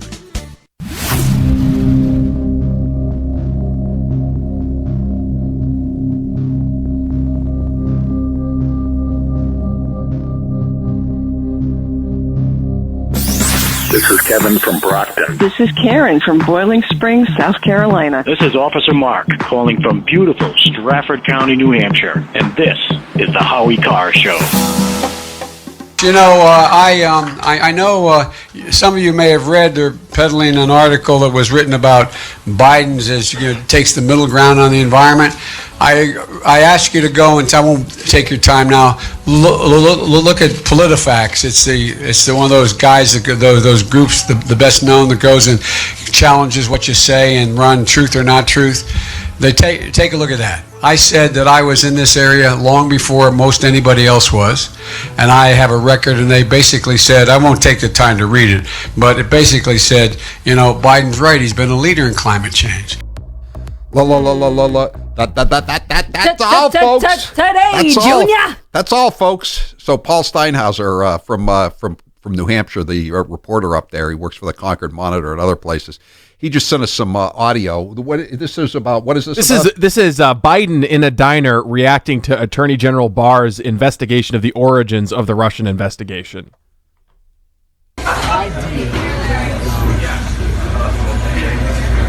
Barr is investigating whether or not somebody started to investigate whether or not I asked him I'm not going to expect the answer. Anybody believe that the Russians didn't engage in trying to get Howie Carr elected out?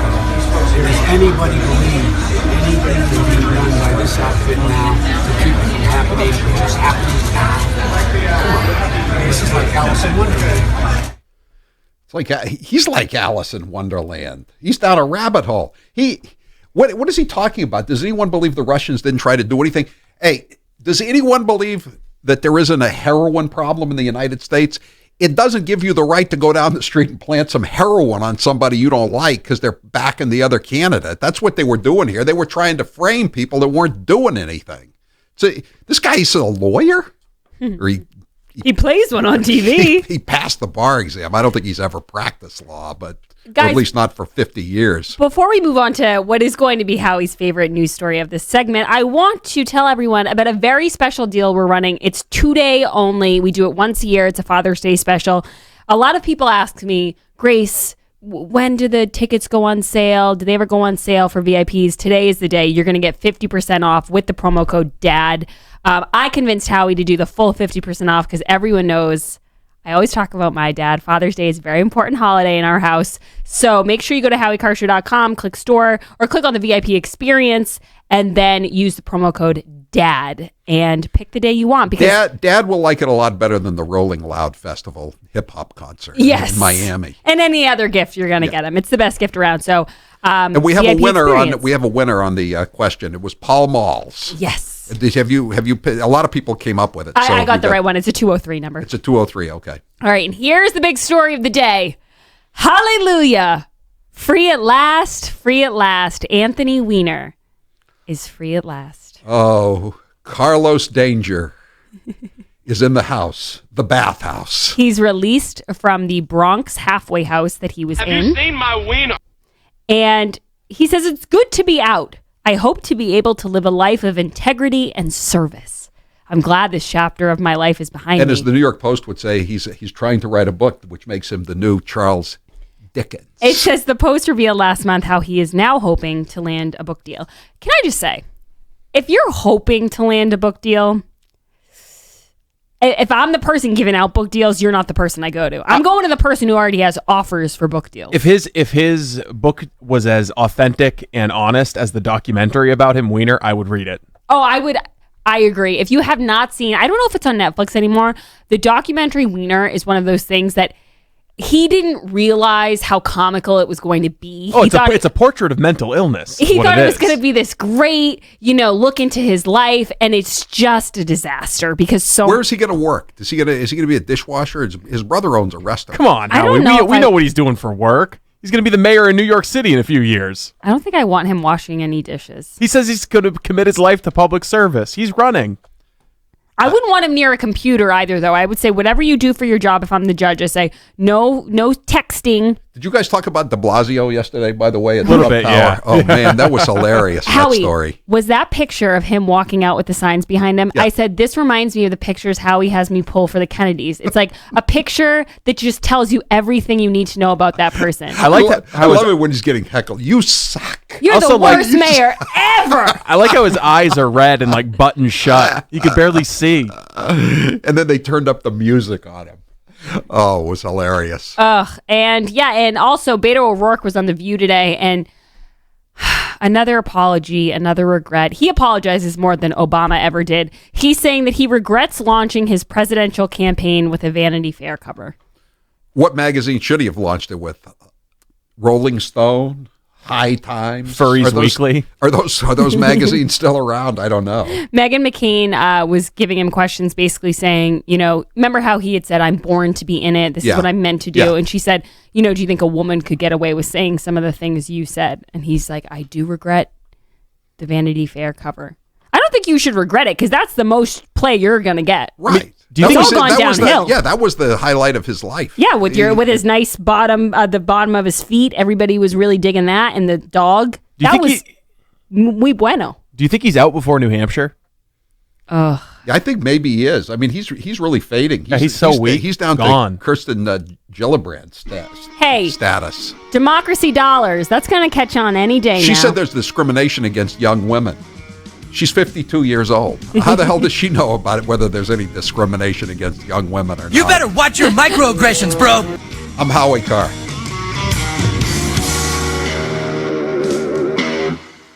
Cape Gunworks, Hyannis. Just one more reason to visit Cape Cod, one of the largest gun stores and ranges around. Do something new and have a range outing with coworkers or friends at Cape Gunworks. Memberships available, but walk-ins are welcome. Take our firearms certification course, attend date night, or even ladies' night. What do you think, Grace? I had a blast learning gun safety and shooting at the range at Cape Gunworks. Trust me, ladies, you need to be prepared. Visit Cape Gunworks in Hyannis today, or check them out online at capegunworks.com. Are you looking for a pre-owned car? Well, before you go to the dealership where you'll be pounced on by pushy salespeople, give the Car Guys a try. I'm Bill Papageorge, and my job is to make finding the perfect used car as easy as possible. That means I do all of the tough legwork for you. Once I figure out what you want out of a car, I go find it. I've been in this business for a long time, and I know what to look out for. I won't bring you a car unless I know it will meet or exceed your expectations. So give me a call at 800-300-4600. That is 800-300-4600. That plan is a campaign to make America white again. And is literally a love letter to white supremacists. Effort to keep America white again. When someone uses the phrase change migration, it is intentional, literally trying to demonize families and make it a racist slur. It is not right. African Americans believe that they migrated to America in chains.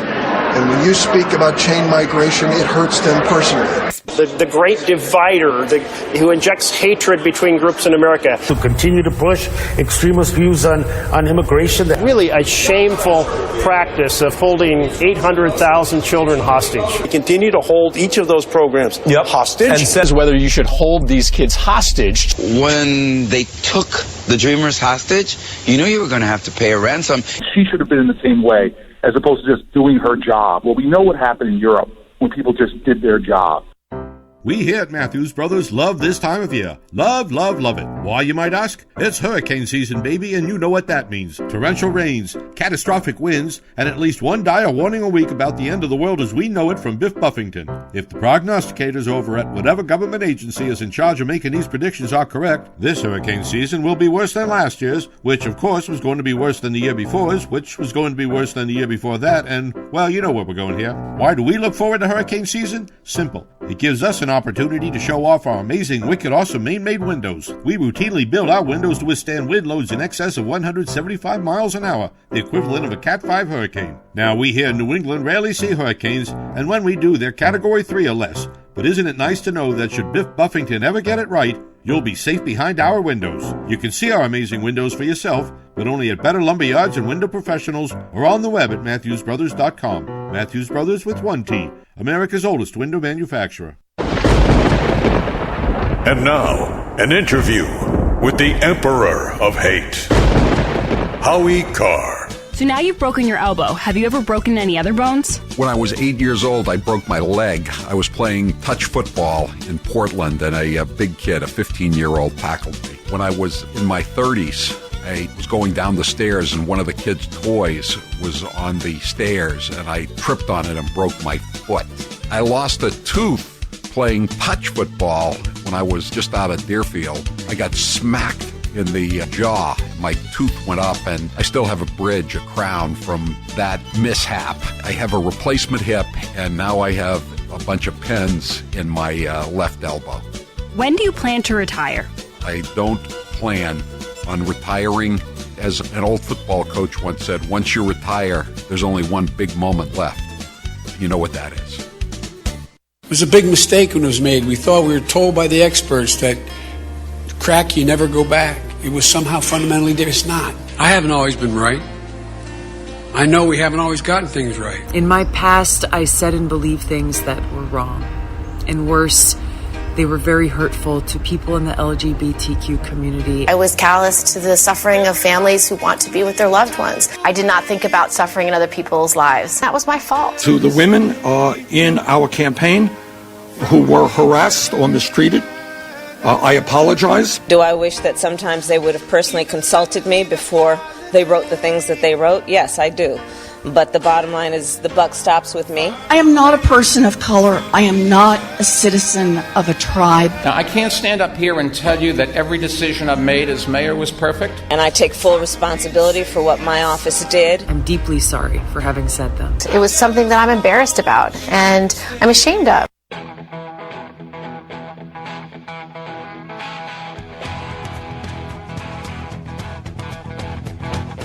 Live from the Matthews Brothers Studios.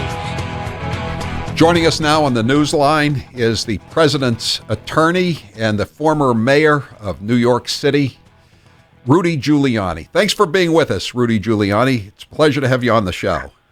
Howie, it's nice to be back with you. Always have fond memories of you. You're absolutely terrific. Thank you. Thank you. You're doing a great job, too. And let's just get right down to it. You know, some of the top Democrats, even including Nancy Pelosi, I think, have said that they think President Trump really wants to be impeached or wants them to try impeachment. Is there any truth to that? Would he like to run on that in 2020? Well, let's separate it out, Howie. Nobody wants to be impeached. The president doesn't want to be impeached. I think the president, however, the president doesn't take being attacked. He fights back, and he fights back harder. So he's basically saying, put up or shut up. Don't do all this nonsense about these are oversight hearings. Oversight hearings, you don't send out 80 subpoenas, Howie. You don't require bringing in specialized lawyers to ask questions. You do that for an impeachment. So he's basically saying, which is very, very hard for these politicians, stop lying, because they lie, when they breathe. and tell the truth. You're trying to do impeachment. You're afraid to say it because the American people are against impeachment. You're afraid to say it because how can you do impeachment when you just got a report saying no case for collusion, no case for obstruction? Forget whether he was completely exonerated. You don't exonerate anybody. There's no case. Right. So I think he's calling their bluff, and they're falling right in the way they should. They're saying things that, Nancy Pelosi said the other day that the legislative branch is the superior branch in government. Thank you, Nancy. That's page 1 of the brief. The court will be very interested to know. The court will be very interested to know that we always thought we had co-equal branches, but the legislative branch is the king. Why do you think Jerry Nadler and the other Democrats won't just walk down the hall to read the unredacted or basically unredacted report if they're so concerned with getting to the bottom of because this? If they read the unredacted report, it will be painfully obvious that the obstruction report, which is the one they're having the trouble with, there's 1% redacted, about a quarter of that 1% of footnotes, and the things that are redacted, if they can't figure out the subject matter, I can tell them. It's pending investigations that have no impact on this. So this idea that they're not getting the full report is absurd. Plus, he has no choice, but the things he's redacted are obviously grand jury material, and it looks like in other cases for which it is a crime to reveal it. That was what I was going to say. You used to be the U.S. attorney in New York. If you released grand jury testimony to me as a reporter, you and I, what would happen to us if I printed it? You'd be okay. I'd be okay? You printed it, you'd be fine. You've got a First Amendment right to print it. I'd go to jail. It's a 5-year felony, Howie. 5 years of the penalties you go out. Actually, it's a criminal contempt of court, and it's treated extremely seriously. And I have to tell you, I was so worried about grand jury secrecy that when I finished being U.S. attorney, I was offered a lot of money to write a book about going after the mob and going after corrupt politicians and terrorists and Colombian drug dealers and most of Ed Koch's administration, who was the Democratic mayor at the time. Those were glory days, though. Now, weren't they, compared to the current occupant of the office? No, we were real prosecutors. I prosecuted Republicans and Democrats. I refused to investigate Geraldine Ferrara's husband because they came to me with it right after she was nominated and 4 months before the election. And I said, get out of my office, come back after the election's over. I'm not going to play that game, even if it is for Republicans. We don't have that anymore. Comey was so compromised. I hired Comey. I'm so embarrassed. I'm so disgusted with him. The guy has turned into a total fraud. He's become more of a politician than a lot of the politicians I deal with. He says anyone who disagrees with him is basically lacks character and is evil. Yeah, actually, I think he said about Rosenstein that he's going to lose his immortal soul. Yeah. Last time I heard that was from a cardinal. Cardinal Comey. That was his nickname. Comey? Wasn't that his nickname at the J. Edgar Hoover building? I mean, I think he's making Hoover look good. Hoover at least was honest about what he was doing. That whole thing with going up to Trump and telling Trump about the Steele dossier, that wasn't being a Hoover? Hey, Mr. President, I got all kinds of salacious and unverified crap on you. Hoover just wanted to keep How come it was unverified? How come it was unverified for 5 months? And he's the FBI director. Well, the difference is 5 months. Rudy Giuliani. Hey, jackass, 5 months. I would love to cross-examine him. Hoover just wanted to keep his job. This guy tried to rig an election, didn't he? He did. He tried. First of all, I think he was too cute by halves. So we figured he got Hillary elected by not indicting her. I don't think he realized how much damage he was doing to her with his stream of consciousness revealing all the evidence against her that made her guilty almost beyond any doubt of obstruction of justice. I mean, banging up phones, destroying 33,000 emails, bleach bidding a server. Who does that but money launderers? I mean, and then he writes, there's no evidence of intent. That's the evidence, Howie, of intent that we usually present to a jury. Destruction of evidence, which, by the way, None of that happened with Donald Trump. He didn't destroy a darn thing. They got 1.4 million documents. He didn't wipe out any emails. He didn't break up any cell phones. He didn't destroy any servers. And they want to do an obstruction case on him? Rudy Giuliani. Obstructed? When are we gonna see the unredacted, unclassified warrant applications that went to the FISA court? I mean, they keep dangling that in front of us, but we want to see it. All of us who voted for Donald Trump. Well, I'm almost in the same position you are, Howie. Because I'm his private outside lawyer, I can't read it. It's classified. I can guess at it. I've talked to enough people that have read it, that have given me generalized descriptions of it, that it's devastating to the people you would think it's devastating to. Comey, Strzok, the whole presentation of the Steele affidavit, which is becoming more and more incriminating as we move along. I mean, a assistant secretary of state who's not a law enforcement professional read the Steele affidavit at the same time as the director of our FBI, and she came to a conclusion that it was an unverified piece of junk, and put out a memo to that effect. And this is why the president's somewhat upset. And the current head of the FBI has classified to whom all those memos went. I guarantee you one of those memos went to Jim Comey. The FBI was notified. She would not have not notified the FBI that she found the Steele affidavit to be exceedingly questionable. Why did the FBI hold that document though for 2 years? Devin Nunes was looking for that thing for 2 years. Why did Christopher Wray hold it? Why? What's your opinion of Christopher Wray? I've always had a good opinion of him. I do not understand what he's doing. I can tell you what I thought he would do and what he should have done. There was no doubt that there was a lot of strange things that happened with the FBI, even before all this. Just Comey's press conference was a complete violation of any rule that Christopher Wray ever learned as an assistant U.S. attorney. You do not talk about a case when you don't indict somebody.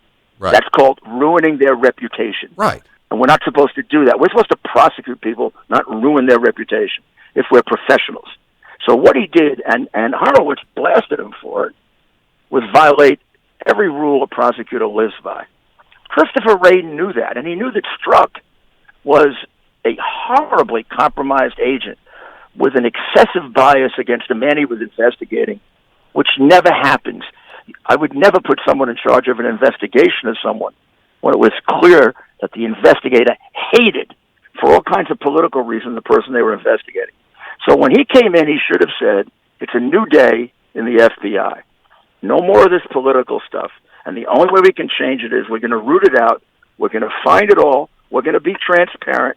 We're going to stop all this chicken, you know what, about holding up this document and that document.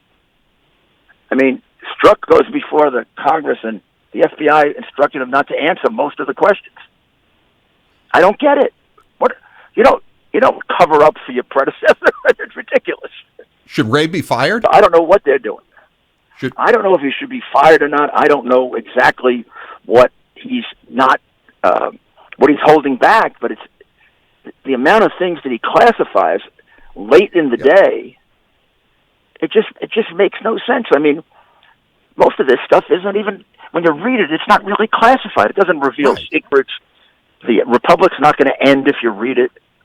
That memo you're talking about, I mean, it's what all of us have been saying for 2 years, basically, right? Why did they have to redact everything but 3 sentences in it? And the 3 sentences tell us everything. Listen, do you have a theory about how the survey... 3 sentences are devastating. Yeah, they are. 3 sentences basically say, I read it and the guy's a liar. Right. He doesn't know what he's talking about. There is no consulate. There is no Russian consulate in Miami. I mean, how much more do you need to know about his methods and his veracity? So you go back and you reconstruct what Comey did. He gets this memo. The memo is unverified and it's salacious. He describes it that way 5 months later. It didn't change over 5 months. Now he's got a salacious, unverified dossier. If it's salacious, it's questionable, right? Intelligence agents don't write salacious intelligence reports. They're usually dry and very factual and very well organized. The thing is written like it's a National Enquirer story. Right. Urinating in a bed. Right. Trump was an agent of the Russian government for 5 or 10 years. $11 billion bribe to Carter Page. How about that one? $11 billion the Russians were offering him. You get crank mail. I mean, Comey gets crank mail like this. So when you read it, you immediately get on guard. And I'll tell you how I was trained to deal with that and train people to do it. When I got something questionable like that, look, it could have been true. You verify what you can verify. Well, what could you have verified? It says that Cohen went to Prague on a specific date. Wow, I got something I can verify. If you verified it and just called the passport office, you would find out he didn't. He's never been in Prague. Now you got lie number one. Then he says money was given out from the Russian consulate in Miami. You call up the State Department, say, gee, we don't have a consulate in Miami. And then maybe you would think, maybe we should find out when the last time this guy was in Moscow. Mm-hmm. Last time he was in Russia was 9 years ago. Yeah. I don't know. That's strike three and you're out. The thing gets torn up. The guy gets prosecuted for presenting a false document. How did the investigation of the hoax begin, in your opinion? What's your best theory? Well, I think it began. Well, all I can tell you the facts that I can trace it back to January 2016, meeting that's been revealed by an article in The Hill by John Solomon that says that he has sources and documents that show a meeting in the White House in January of 2016 with staff members of the National Security Council and Ukrainian officials. And after the meeting was over about corruption in Ukraine, which they're supposed to be wiping out, they tried to figure out how to engage in corruption in the Ukraine by asking the Ukrainian officials to get some dirt on Donald Trump and Paul Manafort. I think it goes back before that, but I don't know what the events are before that. I don't know whose brainchild this was. I have suspicions that you can figure out probably who I'm suspecting. Brennan? But Brennan? I don't know. I don't want to say that, but I don't think it just happened, it's like the world. I don't think the world just emerged. I think God created it. So when are you going back or when are you going to Ukraine? What happened to the trip? I think I'm not going to. What happened to the trip is I got information that I was being set up by a person who's become a close advisor to the president-elect, who's actually been already found guilty in the Ukraine, which nobody covers in America. He's already been found guilty in the Ukraine on December 12th of last year of giving information to the DNC and the Clinton campaign in violation of Ukrainian law. He was a member of parliament. He was instrumental in presenting this black ledger on Paul Manafort, which I believe can be proven to be a forgery. And there are Ukrainian witnesses who will say it's a forgery. They didn't conclude yet whether it's a forgery. They're still investigating that. But the mere fact that look, what was Trump being investigated for? Collusion with the Russians. This is collusion with the Ukrainians, some of whom are pro-Russia. And that's how I fell on the Biden stuff. I wasn't looking for Biden. I'm defending my client. I got an alternative explanation of how he's being framed with the help of Ukrainians who are pro-Hillary and anti-Trump. Are you guys going to investigate Biden's son's actions and that it's not up to me to decide that. I don't know how you don't investigate it, and I don't know how the press keeps suppressing it. I mean, I wish we got this kind of break as Republicans. Biden's son took $5 million at least out of the Ukraine, while his father was vice president in charge of the Ukraine, having discretion over whether to give them billions of dollars in loan guarantees that they desperately needed to keep their economy afloat. Biden's son got $5 million paid by one of the most crooked companies in Ukraine, owned by an oligarch who had fled and was being protected by Vladimir Putin. Sounds like collusion. Down $5 million. Sounds like collusion. It took that. Oh, it could be even worse. It could be extortion. It could be bribery. I mean, it's much worse than collusion, or maybe collusion if it's conspiracy. But that it could be, or it might not be. But the Democrats don't even have to answer for that. Can you imagine if I just changed the names to Donald Trump and Donald Trump Jr.? Would I be losing my voice trying to get people to at least deal with it fairly? I mean, you don't read it in the Washington Post. You don't see it on NBC, CNN. Only place that covers it is Fox, The Hill. Newsmax. I mean, whether it's true or not. Now, there's another set of circumstances in Peter Schweikert's book in which he got $1.5 billion investment from China. I read that yesterday. When Daddy was negotiating with China, and one of the main negotiations, he came over on Daddy's plane called Air Force Two. And Hunter was not qualified to do any of this. His father had gotten him into the military, overage. He got him an exception to get into the military. He had a nice little cushy public relations job. Right. He went for 2 drug tests and he failed them. Yeah. And now he goes off to the Ukraine on a $1.2 million job, helping to run a natural gas company. Never having run a natural gas company that was owned by a Russian-oriented Ukrainian oligarch who had pulled somewhere around $7 billion out of Ukraine and was hiding in Russia, favorable to Putin. And that guy's paying him. We're going to have to. Eventually, the case against Biden and the case against the oligarch gets dismissed when Biden threatens the president of Ukraine with no loan guarantee. Rudy, we're going to have to break there, but we really appreciate you being with us, and I hope you'll be back with us very soon. Rudy Giuliani, the president's lawyer and the former mayor of New York City. I'm Howie Carr. Give it here, chumps. More Howie Carr after this. So the cloud hanging over Donald Trump as he becomes president of the United States, especially when it comes to foreign policy, has to do with Russia. Obviously, a lot of unanswered questions. More now on the cloud that seems to be hanging over the Trump administration. That cloud hanging over the administration, continued questions. Because this has been the cloud hanging over the Trump administration. There's more breaking news on the cloud of suspicion hanging over this White House. The Russia cloud hanging over the Trump administration. And the Russia cloud doesn't appear to be moving out of Washington. Now to that other dark cloud hanging over the Trump administration, the Russia investigations. The Russia probe is the dark cloud on the horizon. If Bob Mueller and this cloud of the Russia investigation. But with the dark cloud of the Russia investigation hanging over him. And it's been this cloud that's been hanging over the presidency of Donald Trump. But hanging over it all, the darkening cloud. President Trump is really eager to get the cloud of Russia that's hanging over the White House away from him. Everybody here at Matthews Brothers is pleased as punch that spring is finally in the air, especially since summer will be here in a week or so. Why are we so happy? Simple. Warm weather brings out golf and baseball, 2 sports that have the potential to do significant damage to windows. What parent hasn't watched with pride as their Munchkin's perfectly struck baseball flies down the street, followed closely by a discernible thud, precipitating 36 little feet running in all directions? And who hasn't watched as a beautiful drive fades ever so slightly over the trees, only to be followed by the satisfying sound of shattering glass? Now, it's not that we here at Matthews Brothers are wishing damage to our friends' and neighbors' property. Not at all. We're just saying that if Junior swings for the bleachers and misses, or good old Wally can't keep his head down and hits, then your pals at Matthews Brothers stand by at the ready with our custom-built, wicked awesome Maine-made windows. You can beat the summer rush and see them all for yourself, but only at better lumberyards and window professionals, or on the web at MatthewsBrothers.com. Matthews Brothers with 1 T, America's oldest window manufacturer.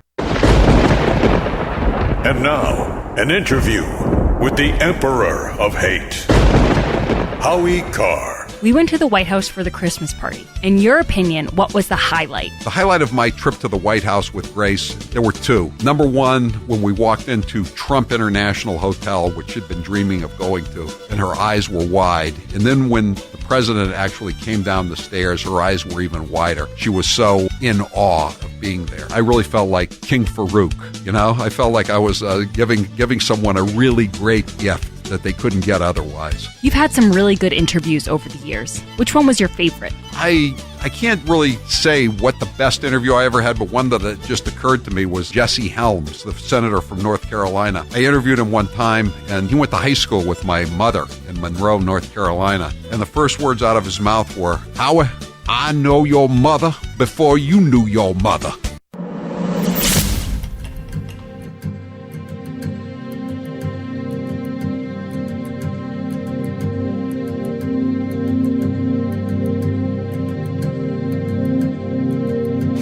This is Deb in Danielson, Connecticut. This is Greg in Boston, Mass. This is Elizabeth in Wakefield, Massachusetts, and this is the Howie Carr Show. We ran that long. It was very interesting. Now it's time for the poll question. For delicious, high-quality meat conveniently delivered right to your door, sign up at butcherbox.com/Howie, and for a limited time, new members get 2 pounds of wild-caught Alaskan salmon plus $20 off their first box. butcherbox.com/Howie. Steve, what is the poll question? What are the results thus far? A judge has ruled that Bob Kraft's Sting video was collected illegally. Will the video leak anyways? I think not. And you seem to think it's already leaked, and that's I guess that's a possibility, but I don't think anybody's going to leak it now because it's pretty clear that Bob Kraft will spend any amount of money necessary to keep this video from coming out. Yeah, right now 15% say no, it will not leak. A website called The Blast, though, already has a written description of what the video looks like, the angle that it's shot from. Well, I mean, I think they could come to a fairly reasonably good guess, you know. I don't think they necessarily have to have seen it. Maybe they have, but I wouldn't think that's necessary to write a story like that. All right, that's it. We'll be right back with the Chump Line. I'm Howie Carr.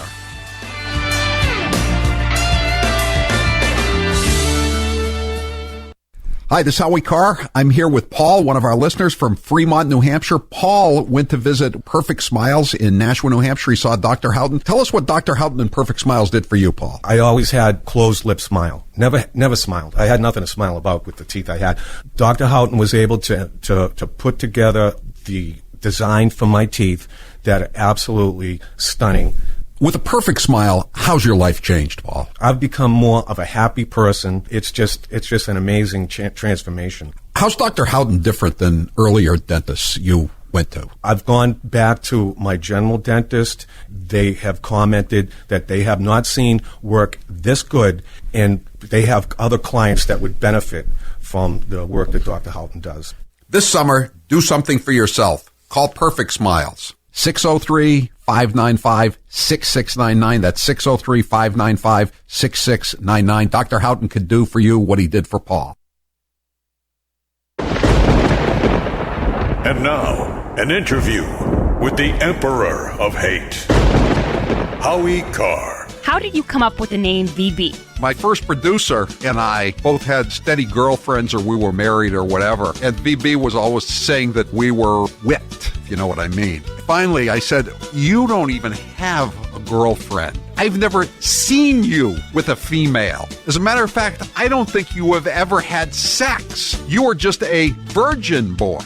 What is your biggest fear? That Donald Trump will not be reelected in 2020 and that some horrible Democrat will come in and finish off the destruction of this once great country. Out of all of your daughters, who is the least like you and why? Probably Charlotte, even though we went to the same high school, Deerfield Academy. She has a different sense of her responsibilities than I do. Let me put it that way. She has a different regard for money. She's not a cheap bastard, in other words. Making sure that we don't have high-capacity, rapid-fire magazines that allow mass killings. Maybe we shouldn't have high magazine clips. Gas-assisted receiver firearms. Machine gun magazines. And what sounded like automatic rounds. Seeing if we can get automatic weapons that kill folks in amazing numbers. If I wanted to fire this on full semi-automatic. Well, why do we need jumbo clips? The best bill do you know what a barrel shroud is? Time.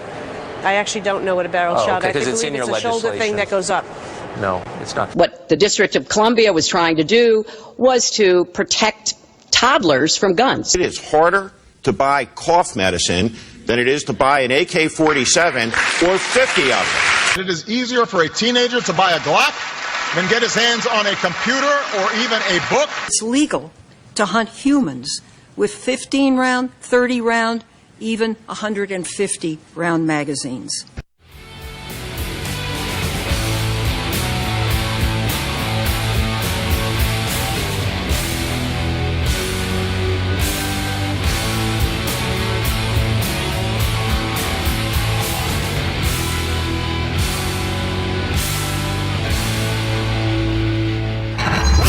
You're listening to the Howie Carr Show. So are you tired of being tired? Well, then it's time to get the tea. Hey, it's Lisa here to tell you about this all-natural, all-organic tea I've been drinking that has had great results for over 20 years. It's called Life Change Tea, and it's specially formulated to help detoxify and cleanse your kidneys, liver, colon, and blood all at once. The colon is one of the most ignored organs in the human body. The faster that waste is eliminated from the body, the less time that waste sits in our intestines, spreading toxins to our bloodstream. This tea helps cleanse chemicals caused by outside intruders from our entire digestive system. And get this, weight loss can be a side effect. And with continued use of the tea, you can experience clearer, healthier, younger looking skin, increased energy, and a happier outlook on life. So if you're tired of being tired, get the Life Change Tea at getthetea.com. That's getthetea.com. And like me, you'll be glad you did. And now it's time for some presidential facts with Steve Robinson. Zachary Taylor received his nomination for presidency late because he refused all postage-due correspondence. Talk about a cheap mo. James K. Polk fulfilled all of his campaign promises. During his administration, Polk acquired California from Mexico, settled the Oregon dispute, lowered tariffs, established a sub-treasury, and retired from office after one term.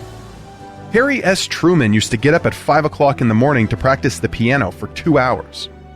Grover Cleveland personally answered the White House phone. Calvin Coolidge, on the other hand, refused to use the phone while in office.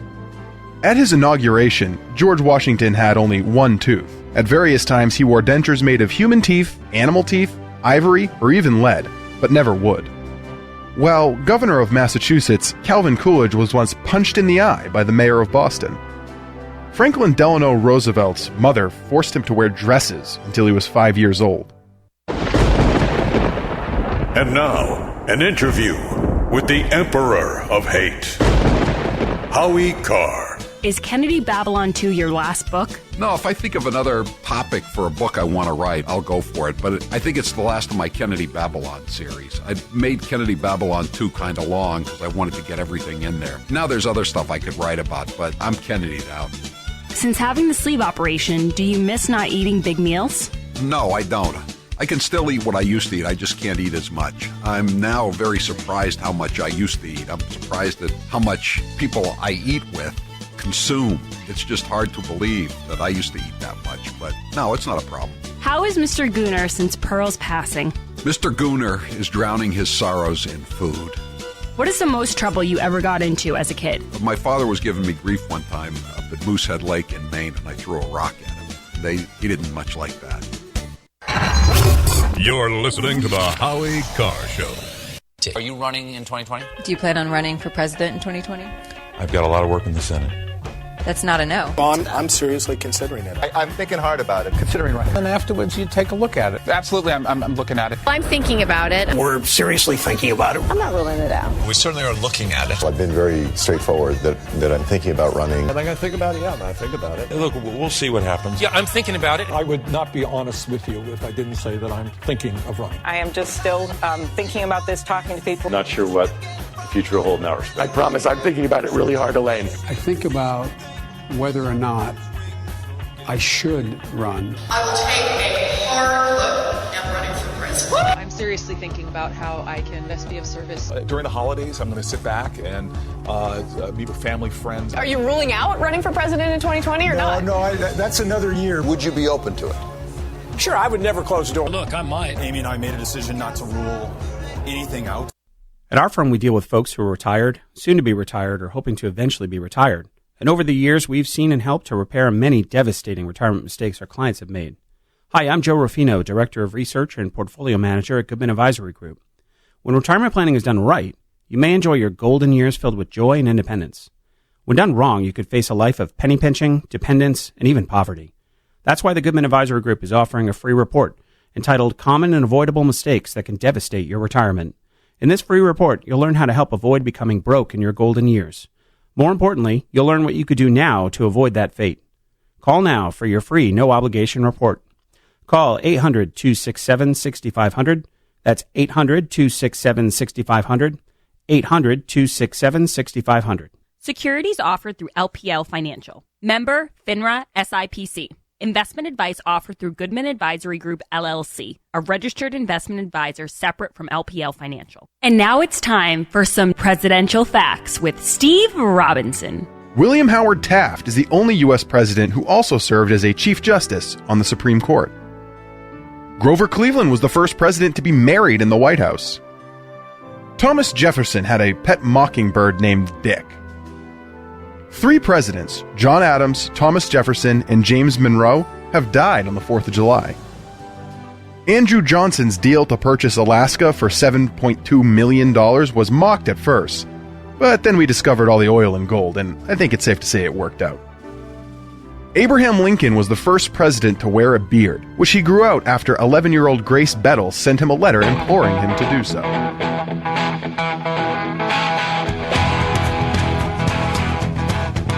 Better strap yourself in. It's time for the Howie Carr Show. So I do not blame the former director for being angry. I would be too if I were in his shoes. But now the former director seems to be acting as a partisan pundit, selling books and earning speaking fees while speculating about the strength of my character and the fate of my immortal soul.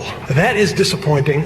Speculating about souls is not a job for police and prosecutors. Live from the Matthews Brothers Studios. It was my ancestors, Palestinians, who lost their land and some lost their lives, their livelihood, their human dignity, their existence in many ways have been wiped out on some people's passport. I mean, just all of it was in the name of trying to create a safe haven for Jews post the Holocaust.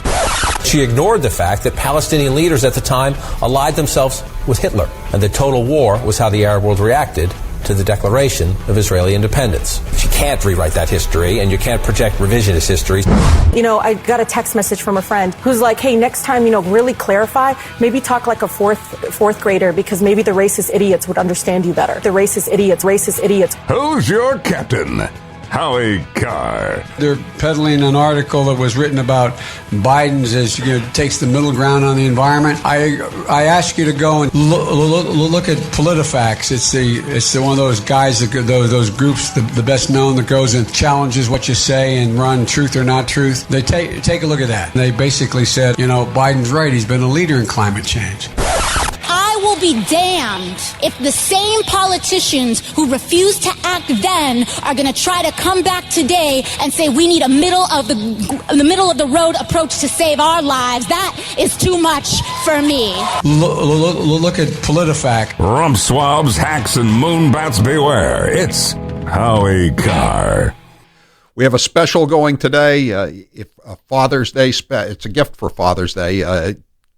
Get your dad or someone you love, or anybody actually, a VIP trip to the Howie Carr Show. We're selling them for half price today. It could be for somebody you love, somebody you don't love, right? Anybody. 4 hours they get to spend in the studio and with Steve and Grace and me.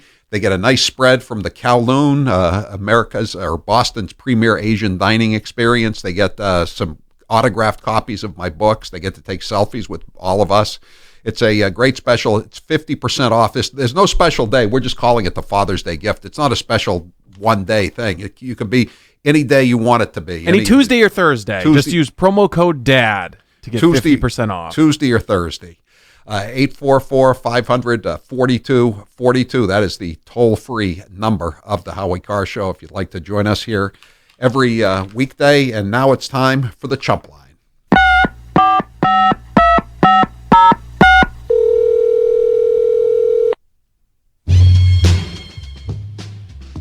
So the guy who took down the corrupt Boston FBI is now looking into the investigation on the investigation of the investigation. I think I sense another book coming. He did a great job here. I just got an email or a text from Dan from DEA. Hopefully John Durham invites me and the boys back together. He was involved in the operation. He worked out of Worcester, out of the Worcester courthouse. We'll get to the bottom of the dossier. Hey, Howie, Ween is back on the streets. Any comments from his mother? Mrs. Wiener? What do you have to He's say? a good boy, a very good boy. Yes, he is. He's going to open a photography studio. because he's really good at taking photographs, you know. The Chump Line is brought to you by Matthews Brothers, America's oldest window manufacturer. This week celebrating National Etiquette Week. We recall a time when people said please and thank you when they held a door for strangers and women, and when they kept their voices down while we're trying to make a phone call on our cell while eating lunch. Anthony Weiner's been gone for quite some time now. I bet he has a lot of new emails. Surely that's got to be part of his probation or parole or whatever they call it now in the federal system, that he can't have any kind of cell phone or any kind of contact with anybody, especially... Make this very clear. I mean, I did the thing, though. Yeah. Oh, okay. All right. That's the fact, folks. That was very good. That was very good. He was doing an impression of Porky Pig and the former Vice President of the United States, Joe Biden. Stephen Grace did a great job yesterday as beautiful person Howie needed an extra day of play. But like a hound, he's sure to be around when he knows that the Kowloon is on its way. Absolutely, the Kowloon. Like I said before, at Boston's premier Asian dining experience. It's on Route 1 North in Saugus. And thank you for bringing over the great spread like you do every Tuesday, Kowloon. So I understand as Biden has been in the Senate for 36 years, he was the vice president for 8 years, yet everything is Trump's fault. Right.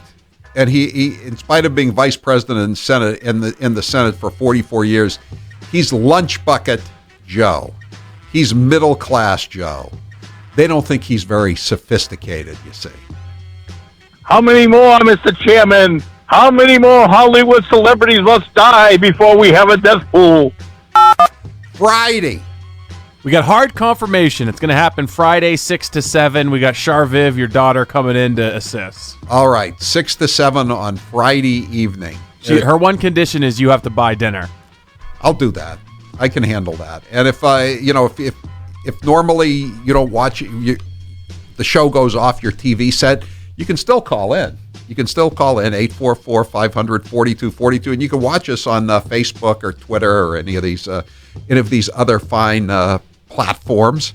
And we're gonna post the Rudy Giuliani interview at HowieCarrShow.com and all the other places that we post it and tweet it out. So if you want to check it out, it was a pretty interesting interview. Hey, Captain, could you update us? Are we still in a constitutional crisis? It's kind of like a government shutdown. It's hard to tell when it's actually on. Yeah, it is. I saw, when I was in the airport this morning, early on, though, I saw people, rending their clothes and clutching their breasts and gritting their teeth. It's a terrible thing when you're in a constitutional crisis like this one. Apparently, when Joe Biden gets flustered, he invokes the spirit of Jimmy Stewart. Now, PolitiFact. I don't think you're being fair to Jimmy Stewart. I'm going to stick with Porky Pig. Hey, if Alyssa Milano's call for a sex strike in Georgia works out the same way it did for Chick-fil-A, I might just move on down to Georgia. Yeah, Kurt Schlichter had a funny column about that. And then there was something in the Babylon Bee. It said, the 6 men who are attracted to feminists are very concerned about this strike. I thought it was a funny headline. Here's an idea for a poll question. Do you think Anthony Weiner will get caught sexting again? Ooh, that is a good one. I'm gonna if I were putting that poll question up, I would vote yes. I would vote yes too. I mean, we can just ask Anthony Weiner what he would say. It's the frog and the scorpion. Can't change your nature. I know it's kind of like being like a pedophile or a pederast, a perv. I mean, they say you just can't cure somebody of that kind of thing. Well, one thing we know where Carlos Danger won't be working, New York City. De Blasio's outlawed wieners there, remember? Only on Mondays, right? You could have a wiener any other day of the week, but I think don't they call it a meatless Monday now? And as somebody pointed out, wouldn't it be more constructive to have a murderless Monday than a meatless Monday? So the Red Sox haven't lost the game since they visited the White House. They should have probably visited the White House at the beginning of the season. Yeah, the Boston Globe is very angry about the fact that Trump tweeted that out as kind of a joke. They can't seem to realize when he's making sport of them. I got a new nickname, Recycled Joe. He's even bringing up the left behind by the economy line. That goes back to Rick? Recycled Joe, yeah, that's his name. Well, he's just trying to keep up with Elizabeth Warren. She says the middle class is being hollowed out by all these jobs and a roaring stock market and just a generally unbelievably potent economy. Comey versus Rosenstein, mano a mano. Weasel versus weasel. Rat versus rat. It is. It's weasel on weasel crime. It's very pleasurable. I hope we see more of it.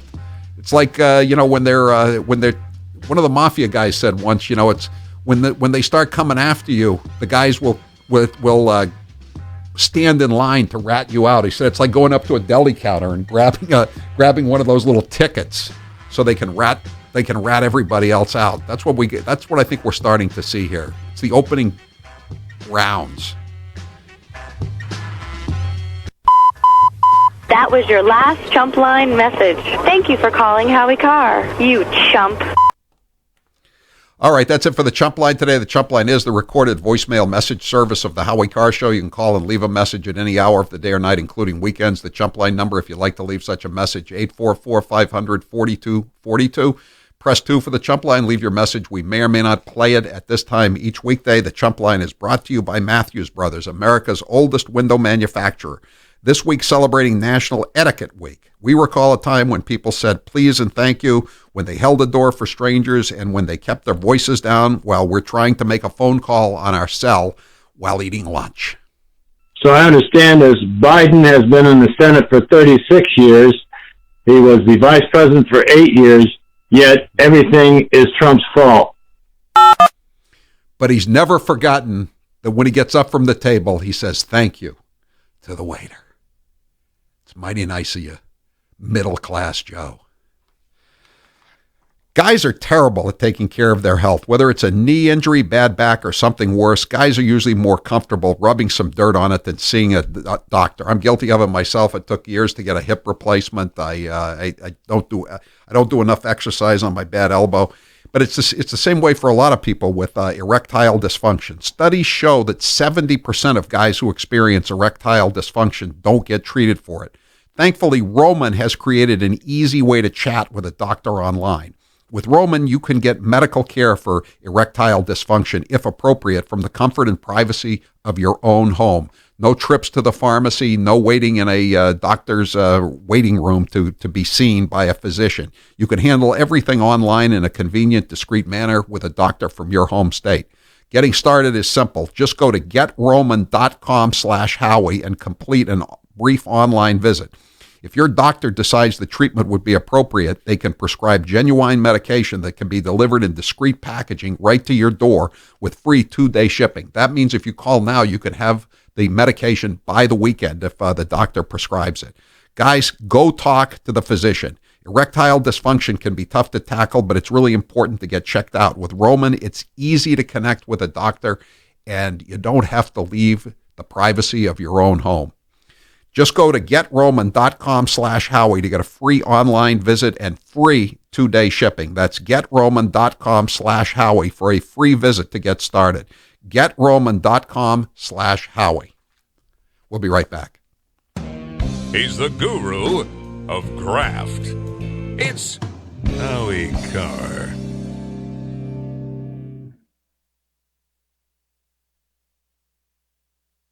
Are you in the market to sell, buy, or rent a property on the Cape? Then you need to contact Terry Riley with Robert Paul Property. Call Terry today at 508-776-6182 or find her online at howiescaperealestatestar.com.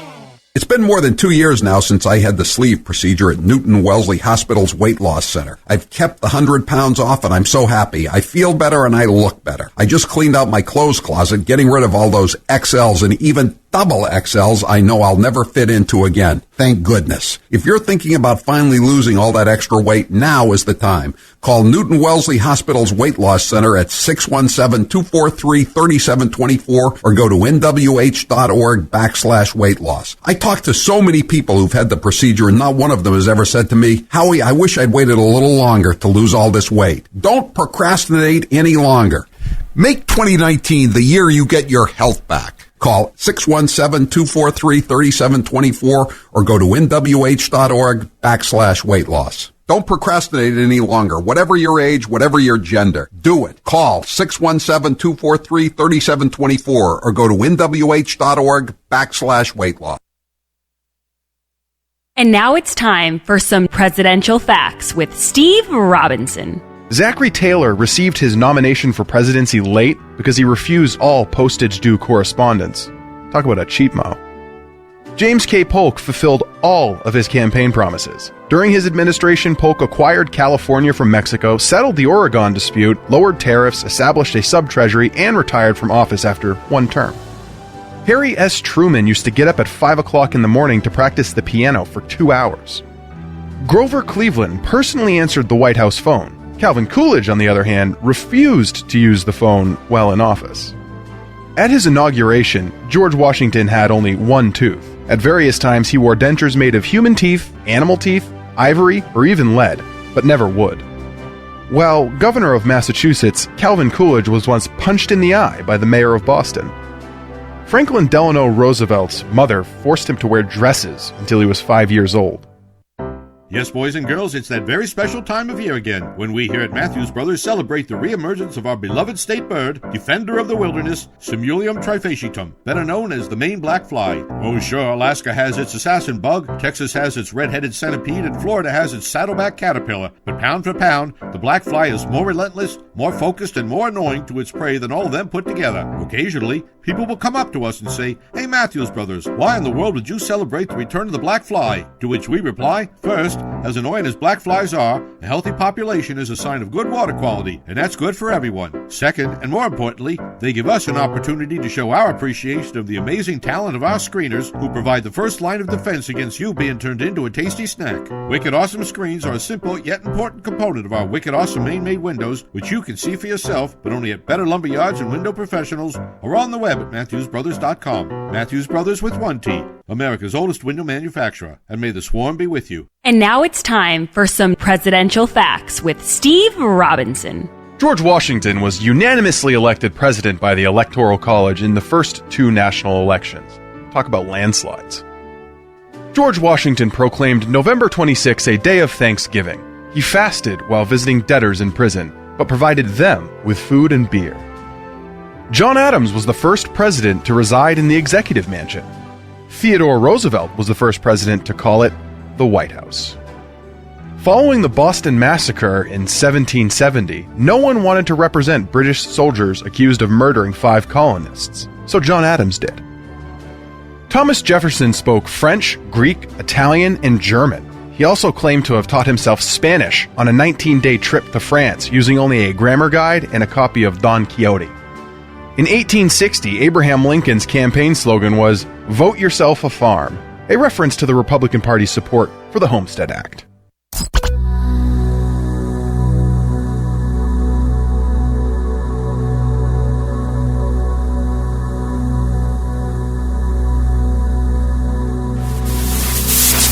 This is Paul in North Andover, Mass. This is Luana in Lexington, Massachusetts. This is Lauren in Augusta, Maine, and this is the Howie Carr Show. I'll go on and on. I'm not going to do it, but my point is I'm going to be laying out a major speech in detail by the end of the month on my specific pieces of the environment. We need an environmental revolution. I said back in 1987 on a floor speech when they passed one of my bills on this, I said we have an existential threat. We are in a situation where if we don't act quickly, we're going to basically lose almost everything we have. An environmental revolution. Power to the planet. Power to the Penguins. Power to the Penguins, right on. Donald Trump Jr. has reached an agreement with the Senate Intelligence Committee. He's going back in to testify in mid-June. Time limit 2 to 4 hours on only 5 topics. So they've worked it out. For delicious, high-quality meat conveniently delivered right to your door, sign up at butcherbox.com/Howie. And for a limited time, new members get 2 pounds of wild-caught Alaskan salmon plus $20 off their first box. butcherbox.com/Howie. Steve, what is the poll question? What are the results thus far? A judge has ruled that the Bob Kraft sting video was collected illegally. Will the video leak anyway? I don't think so. I'm going to say no. 15% say no. Big majority says, yeah, it's going to leak. All right. Speaking of leaks, Mayor de Blasio was embarrassed, when he tried to go to Trump Tower and make his speech. And I didn't understand that area was a public area in the lobby. I didn't know that till this most recent event, and he got heckled, and they made a fool out of him. Well, he goes on these radio shows in New York City, and he was on one on Friday. And he started talking about how he didn't like reckless drivers cruising the wrong way on the street. We've seen them going the wrong way, weaving through traffic, going up sidewalks, all the things that many New Yorkers find dangerous and unsettling, et cetera, et cetera.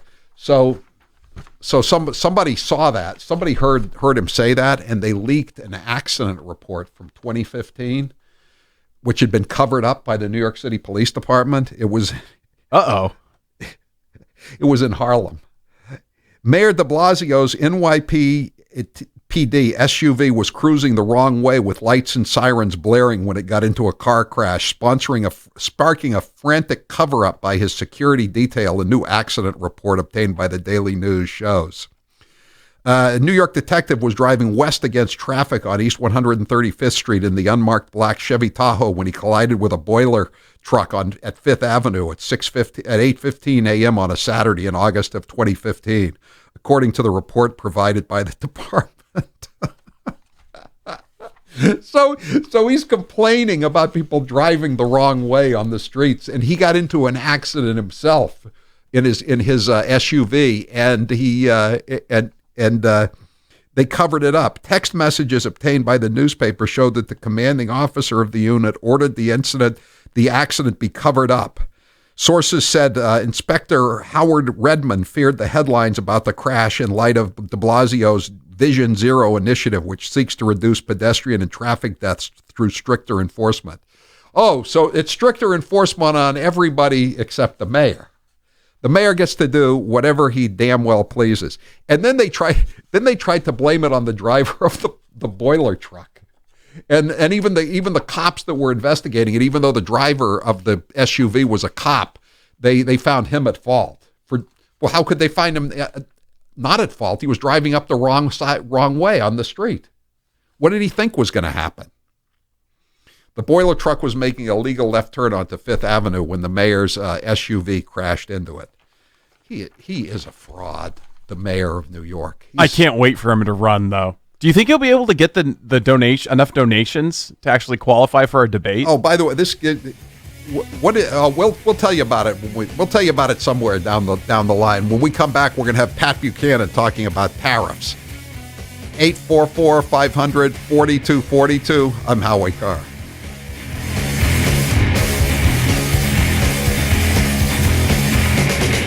We here at Matthews Brothers love this time of year. Love, love, love it. Why, you might ask? It's hurricane season, baby, and you know what that means. Torrential rains, catastrophic winds, and at least one dire warning a week about the end of the world as we know it from Biff Buffington. If the prognosticators over at whatever government agency is in charge of making these predictions are correct, this hurricane season will be worse than last year's, which of course was going to be worse than the year before's, which was going to be worse than the year before that, and, well, you know where we're going here. Why do we look forward to hurricane season? Simple. It gives us an opportunity to show off our amazing, wicked, awesome Maine-made windows. We routinely build our windows to withstand wind loads in excess of 175 miles an hour, the equivalent of a Cat 5 hurricane. Now, we here in New England rarely see hurricanes, and when we do, they're Category 3 or less. But isn't it nice to know that should Biff Buffington ever get it right, you'll be safe behind our windows. You can see our amazing windows for yourself, but only at better lumberyards and window professionals or on the web at MatthewsBrothers.com. Matthews Brothers with 1T, America's oldest window manufacturer. And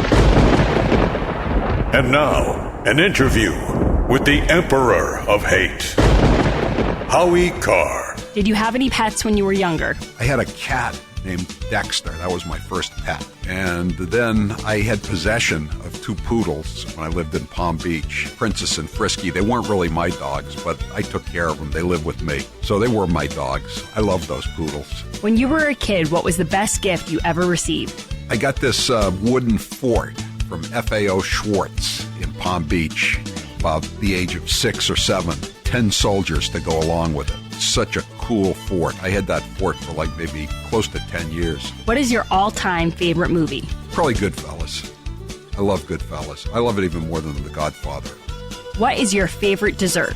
Oh, that's a tough one. Probably chocolate ice cream, followed by vanilla ice cream, followed by coffee ice cream.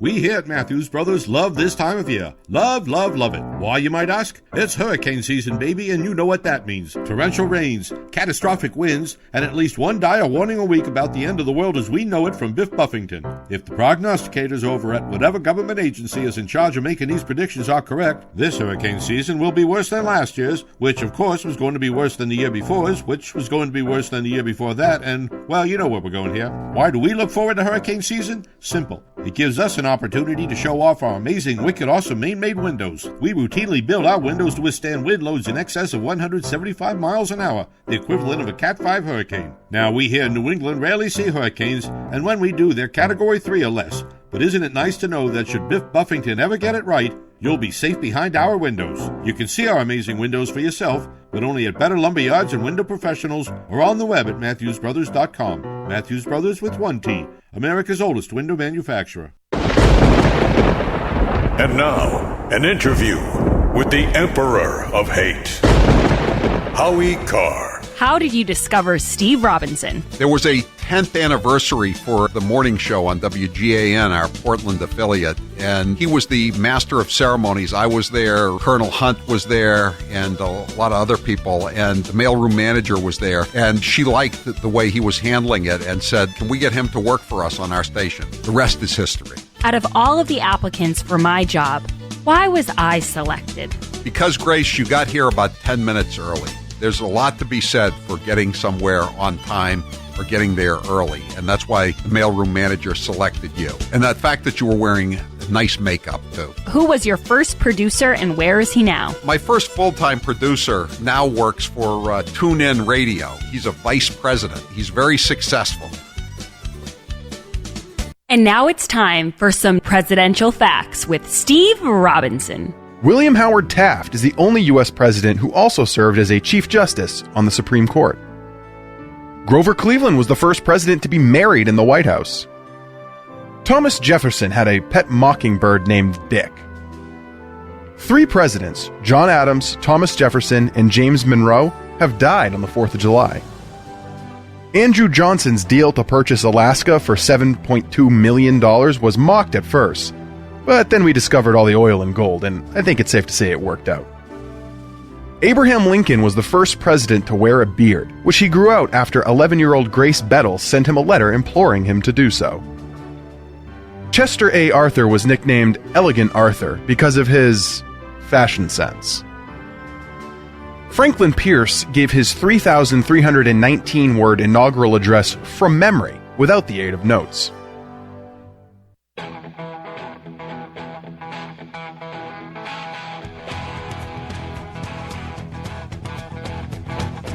Live from the Matthews Brothers Studios.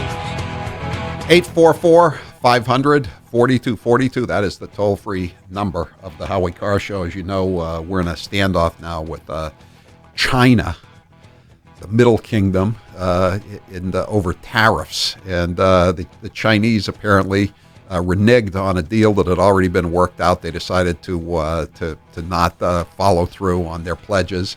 And so Trump has now imposed higher tariffs on Chinese goods. And the stock market lost 600 points yesterday. It picked up 200 today, so it's not the end of the world. But the mainstream media is, of course, blaming Donald Trump as they blame him for everything. And Pat Buchanan had a great column about this today, tariffs, the taxes that made America great. Pat Buchanan, thanks for being with us here on the Howie Carr Show. Good to talk with you again, Howie. You're one of the few people who writes thoughtfully about tariffs. You're one, most of your fellow journalists inside the Beltway don't care about tariffs, do they? No, they don't. They don't know a great deal about it. I wrote a book on this about 20 years ago called The Great Betrayal, how we're sacrificing our sovereignty and social justice to this new world order. And they look upon just trade as though it's like the trade between, say, people in Massachusetts and people in Rhode Island. But trade is the free trade or tariffs and protection. These are the ways that great powers rise up against one another. It's a competitive situation. It's not unlike economic war with one another. It depends on who you're dealing with. Now, a U.S. trade deal with Canada, if they get some advantage or something like that, we might gripe about it. But if you're talking about communist China, which is a malevolent power in my judgment, which seeks to rise and one day dominate Asia and drive the Americans back across the Pacific and displace us as first power on Earth, and really impose their views and their philosophy on the world, you're talking about a very serious matter. And I think you do not give advantages to a regime like that. Frankly, and you ought to ask yourself what you're doing when you allow the Chinese to run a $400 billion trade surplus every year at our expense. Yeah, and the thing that gets me, Pat, is, in this case, even Chuck Schumer, the Senate Minority Leader, has tweeted out backing up the president on this, saying you have to show some kind of strength with these kind of unscrupulous people, and yet they're still knocking the president like he's acting as a rogue in this. Well, Schumer's correct, and look, we should never have gotten this deeply into this relationship with China. It goes all the way back to the 1990s, and the Republican Party is very much responsible for providing MFN, most favored nation treatment for China, bringing China into the WTO. They all celebrated. And what Chuck Schumer realizes now is you're not dealing with a normal trade partner. These folks thieve your technology when your companies come in there. They have forced transfers of technologies from American companies.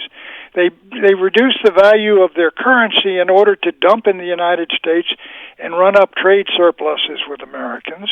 And they're using this to build their road and belt project, to basically expand Chinese power and influence worldwide. Now, again, the British watched the Americans do that in the 19th century. But, the Americans, tough-minded as they were and hard-headed as they were, if they became dominant in the Caribbean, it wasn't a threat to Great Britain. But the question, I think, and Schumer raises one question, which is, look, is this a one-way street, and are they thieving all this technology, and is it for high purposes?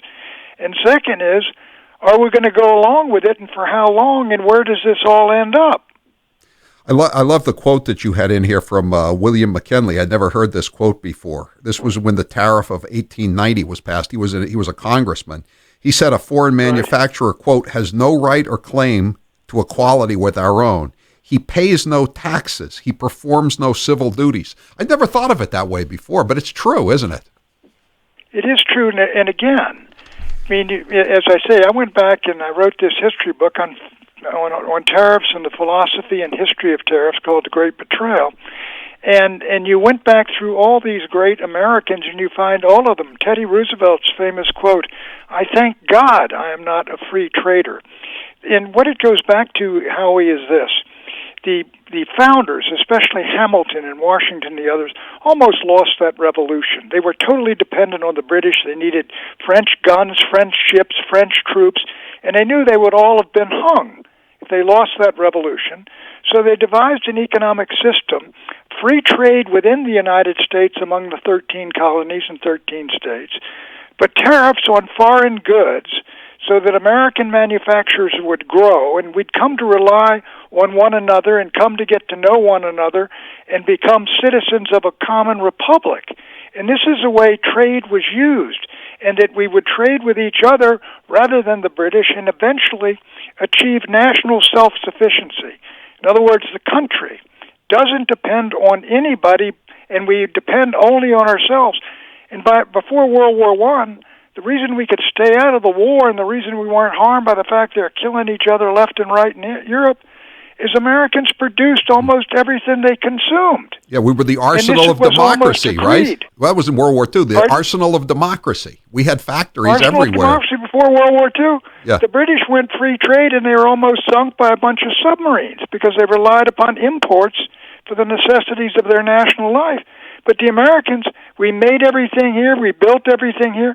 I mean, you had Europe was controlled by Hitler and Stalin and Asia by Japan, and we were doing fine here in 1940.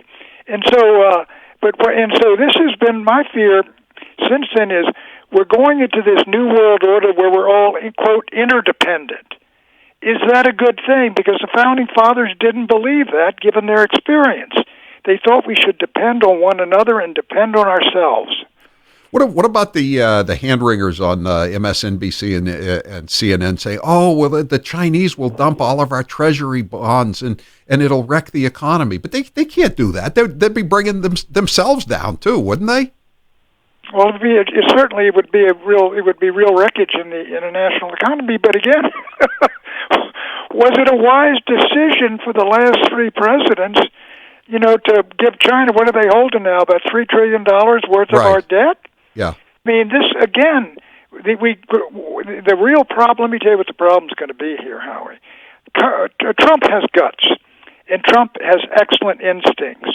But we have become so dependent in a lot of ways on these consumer goods that are made outside the country and made cheaply, and we get the benefit of these down at Walmart and the other stores, that in the short term, if you go with tariffs and you raise the prices of things and try to get back this independence, this self-sufficiency, it's going to take a while, and there's going to be some sacrifices, and there's going to be some pain.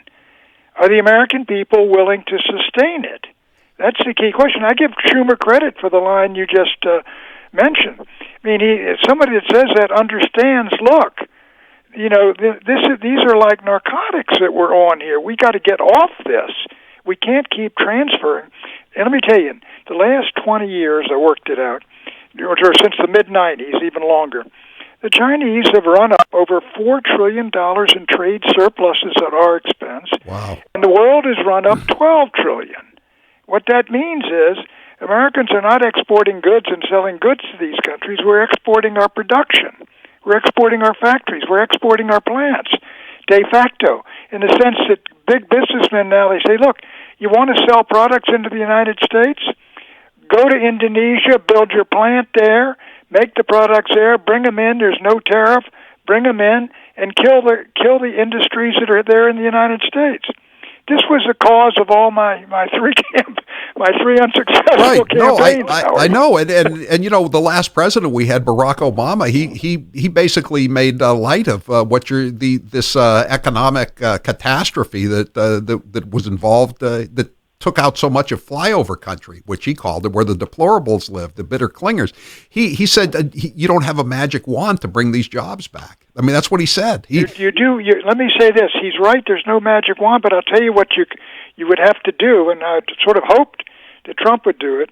You move back gradually to a system of economic self-sufficiency and economic nationalism. Instead of taxing, the profits of small companies and things like that, you tax, what do we want less of? We want less of foreign produced goods in the United States. We want more goods produced here. So you put tariffs on goods. I recommended a 5% on all incoming manufacturers the first year, 10% the second, 15%, 20%. This is the way America behaved in the 19th century. You gradually shifted. I mean, American producers became more and more efficient. Suddenly we were as good as the Brits, and we had a protected market and a growing market here, and we invaded and took all their markets. I mean, you ran the Brits into the ground. And Bismarck said, "I'm looking across at the world when he took over in 1870 of all the Germans and brought them all together at Versailles." And he said, "I look at the great rising powers, the United States, and Britain's a declining power. let's build a system here that's similar to the American system of economic nationalism. You know, all these folks, they got Adam Smith and they got these other Manchester School liberals, and you go, what was his name? The List was the German guy, was a friend of Andrew Jackson and the others. He argued for economic nationalism. He said the key thing, Howie, is not who consumes the apples, but who owns the orchard. That seems like basic common sense. Trump tweeted out today, you know, he said we put some higher tariffs on steel, and now our steel industry is coming back. I mean, that's basically what you want, right? That is, you know, what I would do is put tariffs on all steel production, and frankly, if you wanted to encourage manufacturers, really, you would eliminate taxes on steel produced in the United States, and income taxes and others. Foreigners would come in and build their steel mills here. That's the whole idea. Like the auto manufacturers have. Produce? Yeah, like the auto manufacturers have built their sure, plants here. I mean, we used to produce. You know, I think at the end of in the 1950s, I think in the United States we produced 98 or 99% of all the cars that were sold here. Yeah. Not so now. So the Japanese, what they did, they protected their own market. They made junk stuff. I mean, I'm older than you. I grew up in the 50s. Made in Japan was junk. I remember. You know, I remember the end of that era. Yeah, it was. Yeah, and it was these universal. Little toys that crushed everything. Right. So what they did is they protected their market, and they didn't let the Americans sell cars there, and they got their people to buy their own products, even though they were junk. Then they improved the next generation. They had total control of their own market. Then they said, the Americans are protecting us. Let's go dump our cars in the United States and capture the American market. Yeah. It's like warfare. Capture their market. One of my texters says, kids, you played Monopoly, didn't you? Yeah, of course. Pat, one of my texters says Trump should hire Pat to be his tariff expert. He makes the case better than Trump does. You know, I mean, I give credit Trump for great instincts, but his whole life is in the building and all that industry. That's what he knows. But I will say his instincts, and he goes back. You can find statements of Trump's that go back into the 1980s, before the 1990s. I used to be a free trader. I was a Milton Friedman free trader until you saw what happened to all those textile mills. Right. When you're up in New Hampshire and you saw all these paper mills and these others, these are closing. These guys are losing their jobs. These women are down in Louisiana. I can remember they shut a plant, and about 500 of them were out in tears out front.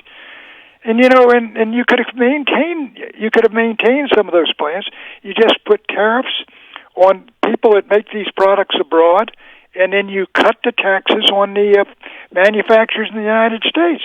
I mean, these corporate guys, I mean, if you tell them in the United States, we're not going to tax your corp, you come over, I mean, they're already doing it when they give these incentives to companies.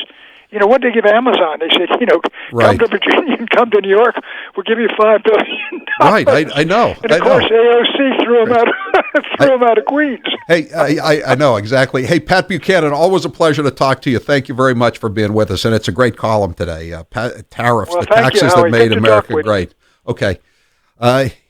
When you have a good security system, things just feel different. You worry less about locking every window or leaving for the weekend, or about your kids being safe. You might not even realize it before you have a system, but it feels good to fear less.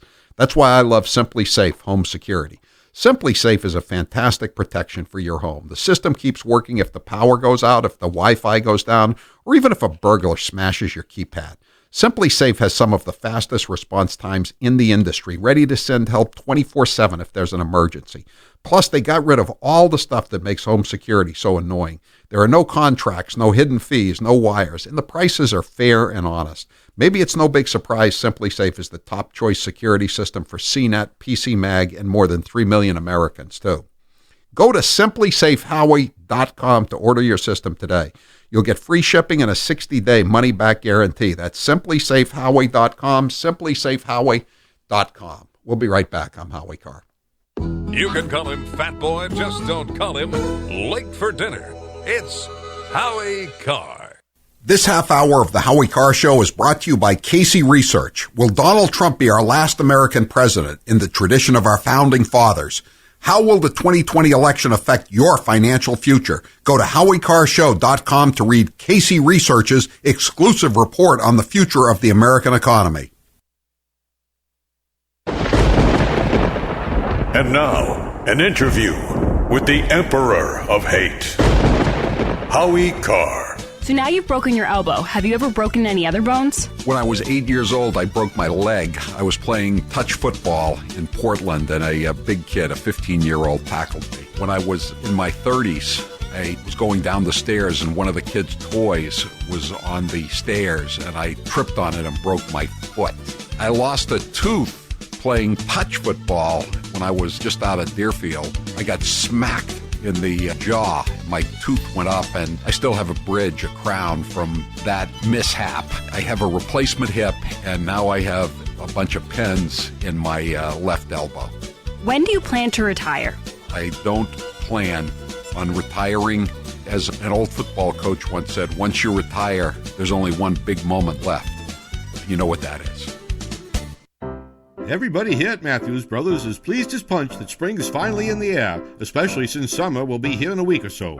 Why are we so happy? Simple. Warm weather brings out golf and baseball, two sports that have the potential to do significant damage to windows. What parent hasn't watched with pride as their Munchkin's perfectly struck baseball flies down the street, followed closely by a discernible thud, precipitating 36 little feet running in all directions? And who hasn't watched as a beautiful drive fades ever so slightly over the trees, only to be followed by the satisfying sound of shattering glass? Now, it's not that we here at Matthews Brothers are wishing damage to our friends and neighbors' property. Not at all. We're just saying that if Junior swings for the bleachers and misses, or good old Wally can't keep his head down and hits, then your pals at Matthews Brothers stand by at the ready with our custom-built, wicked awesome Maine-made windows. You can beat the summer rush and see them all for yourself, but only at better lumberyards and window professionals, or on the web at MatthewsBrothers.com. Matthews Brothers with one T, America's oldest window manufacturer. And now, an interview with the Emperor of Hate, Howie Carr. If Mr. Gooner was a person, what college would she attend? The U.S. Coast Guard Academy. Is Mr. Gooner a conservative or a Democrat? Mr. Gooner is a fiscal conservative and a social liberal. If you could have dinner with any president, dead or alive, who would it be? Calvin Coolidge. He was from Massachusetts, and I liked his attitude towards public sector unions, and he said the business of America is business. He's my guy. Other than yourself, which columnist do you respect the most? The late George Fraser, he was a columnist for the Boston Herald, the Boston Globe. Most people have forgotten him now. Jimmy Cannon was pretty good. He was so good that Mike Barnacle used to steal stuff from him all the time. Breslin was good in his early days, not so good later on, but when he was working for the Herald Tribune back when I was a kid in New York, he was damn good.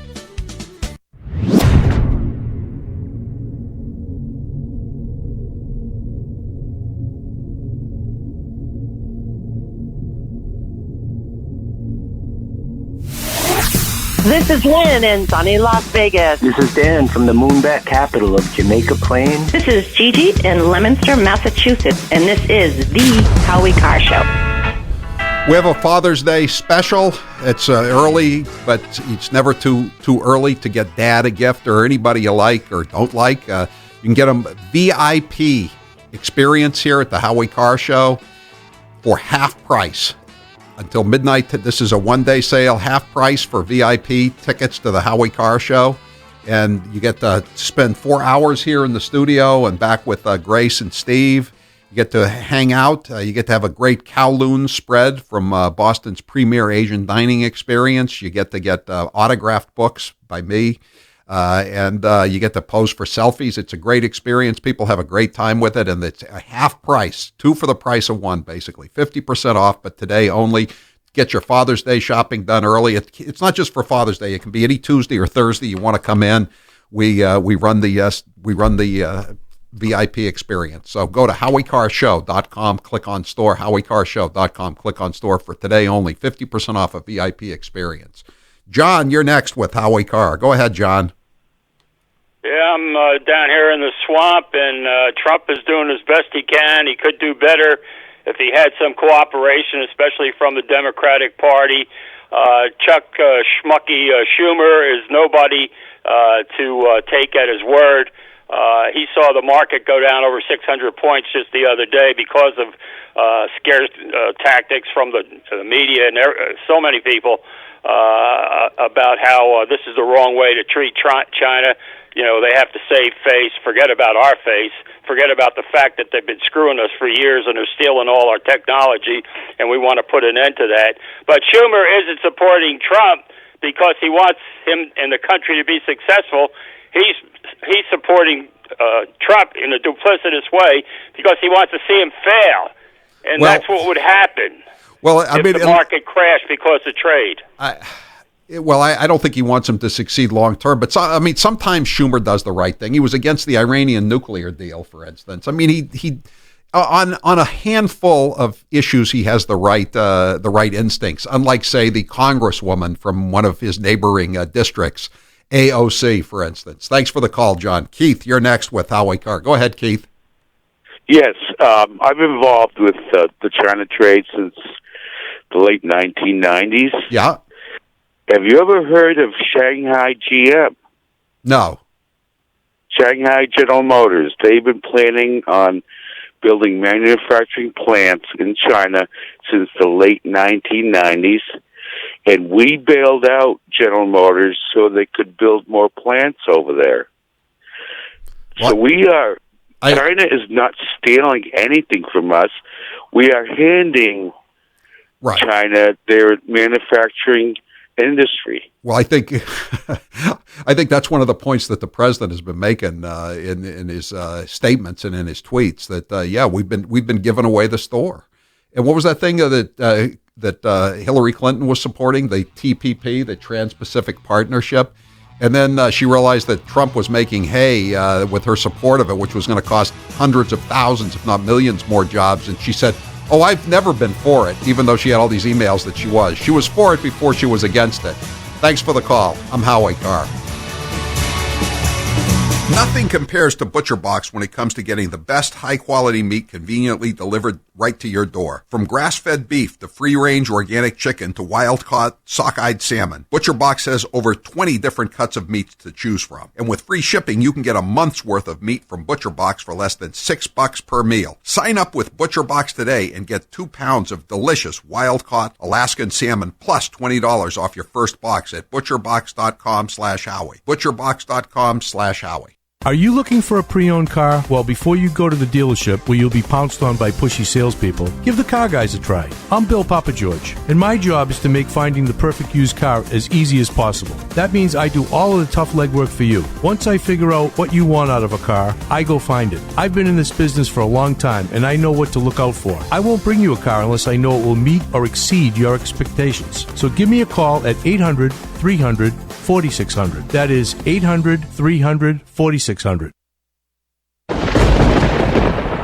And now, an interview with the Emperor of Hate, Howie Carr. Out of all of your books, which is your favorite title and why? I think my favorite title is Hitman because it's very effective. I thought long and hard about it. We're going to make it Boston Hitman, but then why make it Boston Hitman? Just make it Hitman. Make it a universal subject. If you could have dinner with one author, dead or alive, who would it be? I would probably have dinner with William Shakespeare. I know that's a cliche response, but he was the greatest writer in the English language, no question about it. If you won Mega Millions, would you retire completely? I used to say no, I would not retire, but yeah, I think I would retire now. If you had to leave all of your money to one charity, which would it be? The Salvation Army. I like what the Salvation Army does. I don't think they have too many highly paid executives trying to be social justice warriors.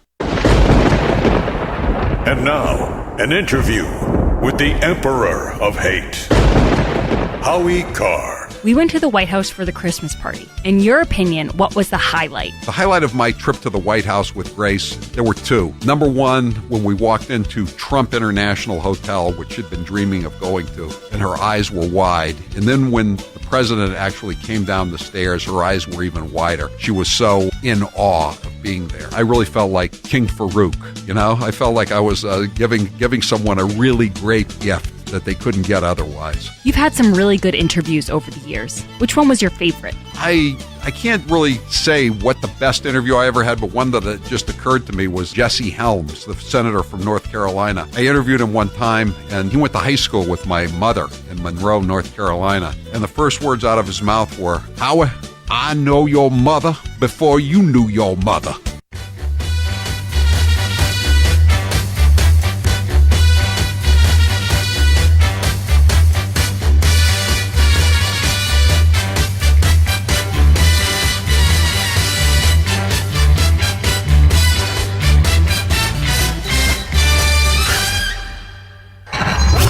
You're listening to the Howie Carr Show.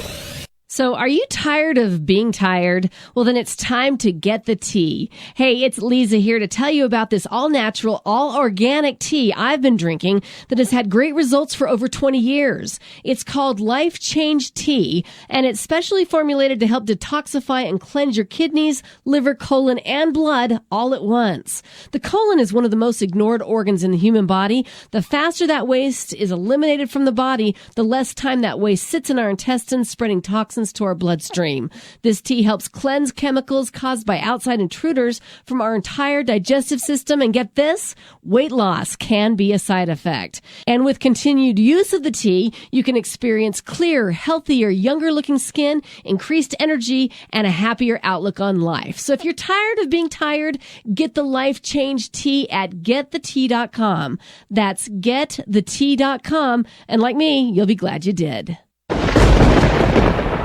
And now, an interview with the Emperor of Hate, Howie Carr. Who was your favorite actor? Humphrey Bogart, no doubt about it. I love all the old Humphrey Bogart movies. Jimmy Cagney would be a close second. Do you have a celebrity crush? No celebrity crushes. Ginger or Marianne? I always was a Marianne person. Never was bowled over by that Hollywood look. Plus, Ginger was in more revealing attire, scantily clad. Salty or sweet? Neither, but if I have to pick, I'll go with sweet. Movies or TV? TV. McDonald's or Burger King? McDonald's, although I'd prefer Five Guys. Facebook or Twitter? Definitely Twitter. I hate Facebook. Cake or pie? I'm a cake guy. Coke or Pepsi? Diet Coke. Coffee or tea? Coffee, obviously. Winter or summer? Summer! Good Lord. Why would you want winter? It's cold and it's dark. Brace yourself, guys. Here's 1 minute of Nancy Pelosi. I myself have always been for lowering the voting age to 16. I think it's really important to capture kids when they're in high school, which was a very amicable conversation. Amiable, I guess you would say, not amicable. That they wanted their voices to be heard. I don't think our colleague is anti-Semitic. I think she has a different experience in the use of words. That's not the total package, but there are some of the major points of discussion, I would hope, from sea to shining sea, because they are not getting paid 163 Republicans voted no. Wisdom from the kitchen of the Willard Hotel, yes, ma'am. The president either doesn't know what he's talking about or doesn't want to know what he's talking about. You're listening to the Howie Carr Show. The Moonbats always say Donald Trump isn't very bright. But what about Barack Hussein Obama? Let's listen to some of his greatest hits. I've now been in 57 states. I think one left to go.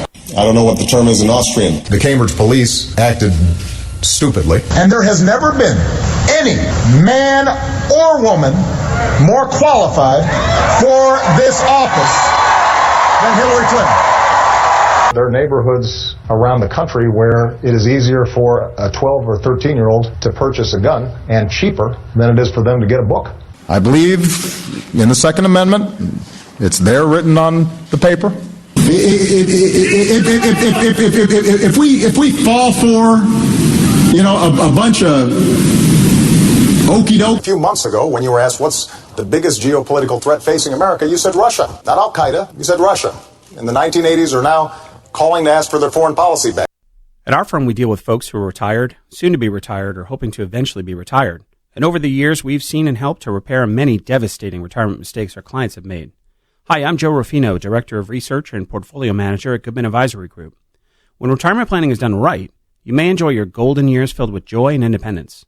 When done wrong, you could face a life of penny pinching, dependence, and even poverty. That's why the Goodman Advisory Group is offering a free report entitled Common and Avoidable Mistakes That Can Devastate Your Retirement. In this free report, you'll learn how to help avoid becoming broke in your golden years. More importantly, you'll learn what you could do now to avoid that fate. Call now for your free, no-obligation report. Call 800-267-6500. That's 800-267-6500. 800-267-6500. Securities offered through LPL Financial. Member FINRA SIPC. Investment advice offered through Goodman Advisory Group, LLC, a registered investment advisor separate from LPL Financial. And now, an interview with the Emperor of Hate, Howie Carr. If you could go back in time and give your younger self advice, what would you say? Get a state job, because behind the job comes the pension. What's the best advice anyone's ever given you? Most advice is pretty forgettable. What's the best money you've ever spent? The investment I made to leave the corporate radio prison I was in, the worst people I ever worked for, no doubt about it. I'd probably be dead if I were still working for them. If you were on a deserted island and you could only bring 3 things, what would you bring? A radio, a Wi-Fi system, obviously, and a computer, and I would bring some books. Don't ask me which books, too hard a question.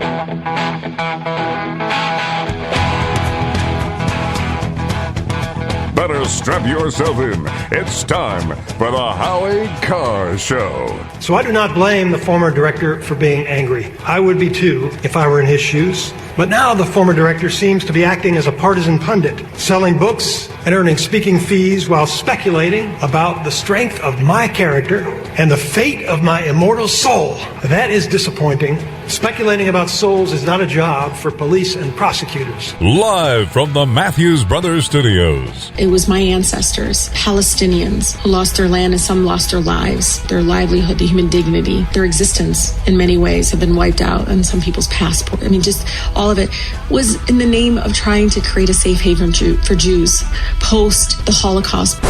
She ignored the fact that Palestinian leaders at the time allied themselves with Hitler, and the total war was how the Arab world reacted to the declaration of Israeli independence. You can't rewrite that history, and you can't project revisionist history. You know, I got a text message from a friend who's like, hey, next time, really clarify, maybe talk like a fourth grader, because maybe the racist idiots would understand you better. The racist idiots. Who's your captain?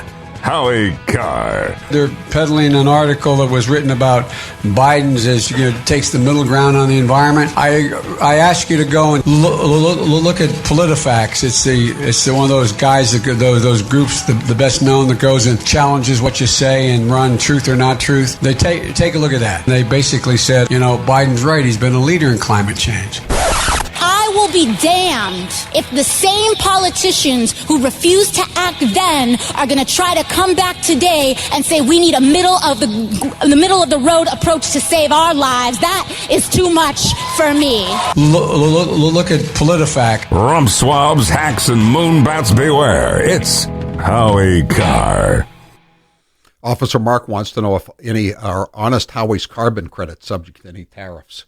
No, they're made right here in the USA, and we're trying to save polar bears of whatever nationality they might be, and penguins too. Okay, so I'm just giving a little bit of a plug to the South Pole creatures too. We got to protect them as well as the North Pole creatures. All right, 844-500-4242. It's right there if you want to order the VIP experience. It's half price.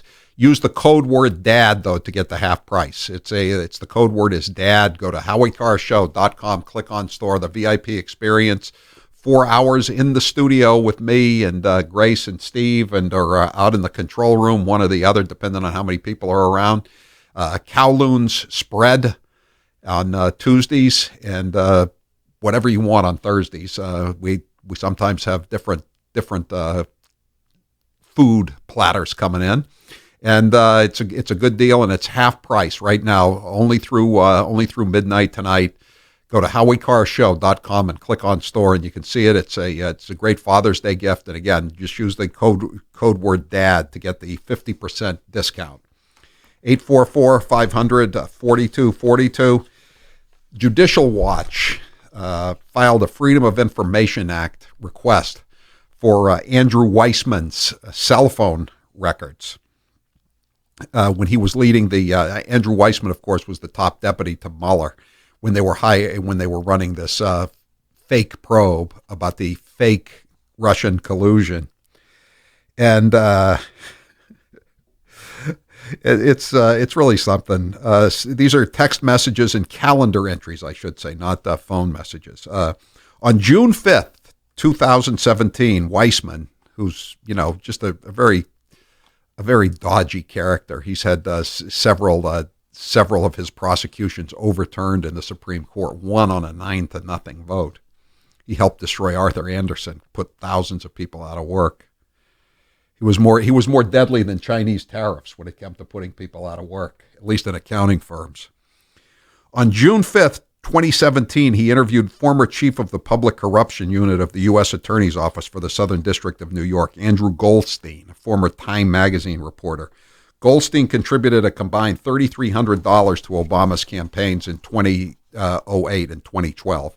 His wife, Julie Rao, was a reporter and editor for Time magazine for 13 years. He became a lead prosecutor.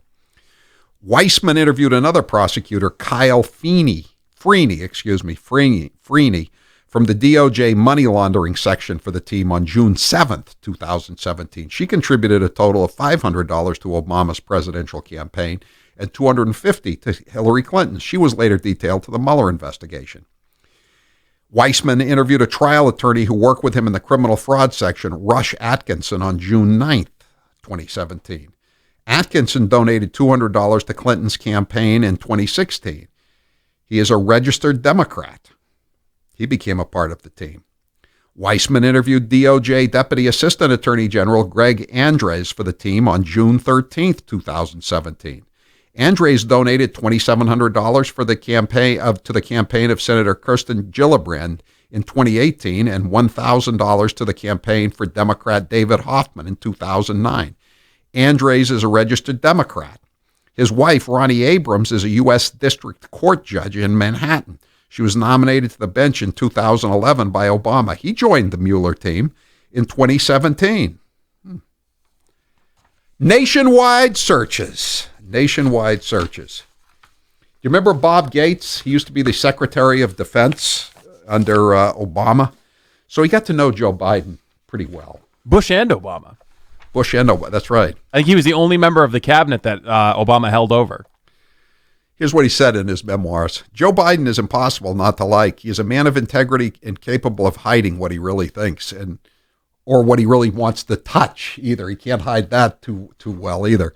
And one of those rare people you can turn to for help in a personal crisis. Still, says Robert Gates, former Secretary of Defense, I think he's been wrong on nearly every major foreign policy and national security issue over the past 4 decades. And he says they even agreed on some issues. We agreed on we both opposed the intervention in Libya. They were on the right side on that one. We both opposed the way that President Mubarak was handled, the situation in Egypt. They were right on that. We disagreed significantly on Afghanistan and some other issues. And so then they asked him, is he too old to be president? Because Gates is about the same age. I think that you don't have the kind of energy that I think is required to be president. I'm not sure you have the intellectual acuity that you might have had in your 60s. I guess he was talking about Sanders as well as Biden. Speaking of intellectual acuity or lack thereof, Elizabeth Warren, we told you about how she's saying she's not going to go on Fox because they promote hate and outright lies. Poop! Which is something she knows a lot about, right? Outright lies.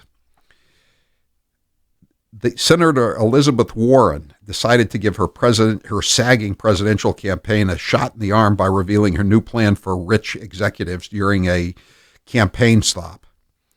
The Massachusetts Democrat and 2020 contender, who's a fake Indian, continued her finger-pointing at evil corporations and executives during a stop in Kermit, West Virginia Saturday, threatening handcuffs and perp walks for the guilty. Handcuffs and perp walks. Someone tweeted out, Democrats want to arrest people for having money. This is a U.S., and then here's another tweet. This is a U.S. senator, ladies and gentlemen. I'll bet she just can't understand why she is polling so poorly. Probably thinks it's because she isn't totalitarian enough and needs to really ramp up the class warfare. And yet she calls Trump a tyrant. Truly incredible. God, she's the worst. She really is the worst. They have these things in the networks this time of year. They're called upfronts. They basically bring in a bunch of advertisers and they give them free booze and a nice buffet spread and all this. It's just everything top notch and really elite 5-star hotels, et cetera, et cetera. And so NBC had their upfronts yesterday, and guess who showed up after an absence of 4 years? 4 years in purgatory, in limbo. Brian Williams. He's back. He's back. The anchor made a return to the NBC upfronts, that's what I was just telling you, advertising sales, on Monday after a 4-year absence from the all-important annual event of pitching to potential advertisers. The one-time nightly news anchor was forced to leave the desk in 2015 after it was revealed he'd embellished stories with fictional details and was sent to the relative Siberia of 11 p.m. on MSNBC. Embellished? That's being a little kind, I think, isn't it? I mean, he was flat out making stuff up. And I was sloppier, and I said things that weren't true. Whispered one surprised audience member, wow, they brought Williams out. I said things that were wrong. I told stories that were wrong. How about we use the L word? You lied. Did you know when you went on nightly news that you were telling a story that was not true? No. It came from a bad place. It came from a sloppy choice of words. It came from a bad place. It's called Whopperville. That's where it came from. Meanwhile, at the same upfronts for NBC, Seth Meyers took a cheeky job at their employer at his own upfront presentation, making fun of the Today Show's notorious habit of booting its talent. The late-night show host told a crowd of media insiders Kathy Lee Gifford left the Today Show after 11 years in April. Fun fact, she's the first person to ever leave the Today Show willingly. He kidded that the morning fixture's motto used to be, the Today Show, security will show you out. That's pretty good. Better than his stuff at late night. In the past few years, Today has ignominiously ejected anchors Megyn Kelly, Matt Lauer, Billy Bush, and Ann Curry. One more story about from Whopperville. There's a top-selling Amazon book right now that tells the story of D-Day from the German side. But apparently it's filled with made-up quotes from soldiers who never existed, according to the Times of London. Author Holger Eckhertz claims the interviews in D-Day Through German Eyes were conducted by his journalist grandfather in the 1950s. But historians can't locate any records of any of the veterans quoted in the book, which is currently ranked, or on Sunday was ranked number 4 in Amazon's top 10 World War II titles. They can't even find the author, whose name is not listed in phone directories in Germany or Britain. So, but the fact is, it's rumored that Holger Eckhartz will be the newest Metro columnist for the Boston Globe because he has a stellar curriculum vitae, a stellar resume to become a Globe columnist. Or he could become Brian Williams co-anchor on MSNBC News. 844-500-4242. Paul, the UPS guy, says, hey, Brian, it came from a bad place, all right. Well, you know what he said. I'm Howie Carr. Don't touch that dial. Howie Carr will be back after this. When you have a good security system like SimpliSafe, things just feel different. SimpliSafe keeps working if the power goes out, if the Wi-Fi goes down, even if a burglar smashes your keypad. They have some of the fastest response times in the industry. Plus, there are no contracts, no hidden fees, and prices are fair and honest. Go to simplysafehowie.com to get free shipping on your system and a 60-day money-back guarantee. That's simplysafehowie.com, simplysafehowie.com. Hey, Howie Nation, our own Grace Curley has a birthday coming up, and you're invited. Grace will celebrate the big 2-7 on Friday, May 31st at Mix 360 in Malton. Tickets are available now at HowieCarrshow.com. You'll meet Howie and, more importantly, the amazing Grace. And watch a live broadcast of the Howie Carr Show. Food and adult beverages will be available for purchase. Friday, May 31st at Mix 360 in Malton. Get your tickets now at HowieCarrshow.com. That's HowieCarrshow.com. The Democrat Party is so full of loonies, social justice warriors, progressives, whatever you want to call them, that sometimes certain moonbats get overlooked. So let's take this moment to shine the woke spotlight on Crazy Maisie Hirono. I am not going to be a fool to Mitch McConnell's shenanigans. Why should any of us? And it's not just a dog whistle, it's a bullhorn. Bullhorns. It's racism. It's basically, for many people, it's anti-Semitic. It's white supremacy. Why not take a stand and vote yes for it? Seems like you're trying to have it both ways, not be hung by it politically, but also not say that you don't support it. I disagree with you, Katie, that why should we engage in the kind of sham shenanigans that Mitch McConnell is really good at? I'm confused. This was just a sham. Guess who's perpetuating all of these kinds of actions? It's the men in this country, and I just want to say to the men in this country, just shut up and step up. I think the noose is closing, and, Giuliani is like a loose cannon, and so is the president, frankly.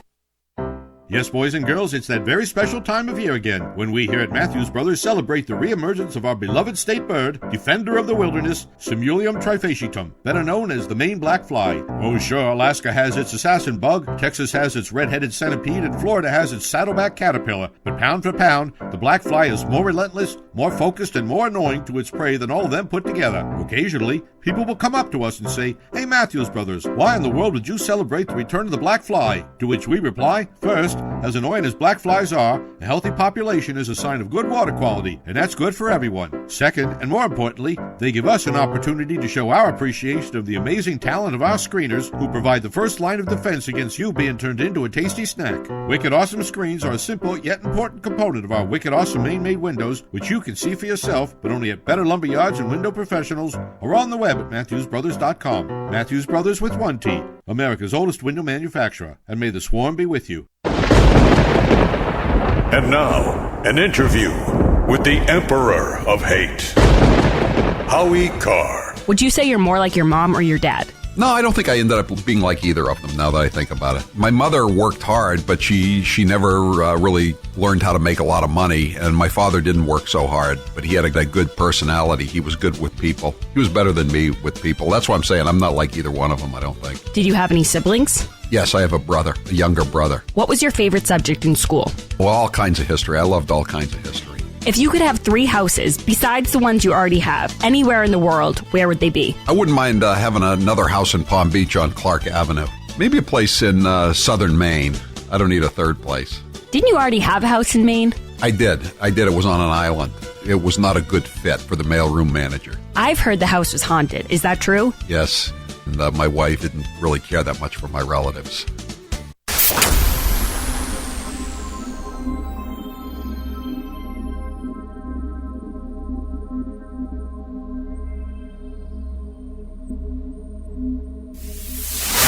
This is Jay in Hingham, Massachusetts. This is Gloria from Haverhill, Mass. Hi, this is Joe from Howie in the Hills, Florida, and this is the Howie Carr Show. I just looked up that book, D-Day Through German Eyes, on Amazon. There's 2 volumes of it. And it's still selling very well, despite being apparently blown up by the Times of London. A texter says, "I bought this book. Good fiction, I guess!" Exclamation point. That must be great. You make a fake book, and you just make up all these stories, and it just sells really well. So you say, "Hey, you know what? I can do volume 2." It's not like when I did Kennedy Babylon 1 and Kennedy Babylon 2. I mean, I'd actually go out and do a lot more research and get new pictures and basically work. I didn't just sit down and crank out a bunch of BS. Maybe that should be my next book. D-Day Through, I don't know, somebody's eyes.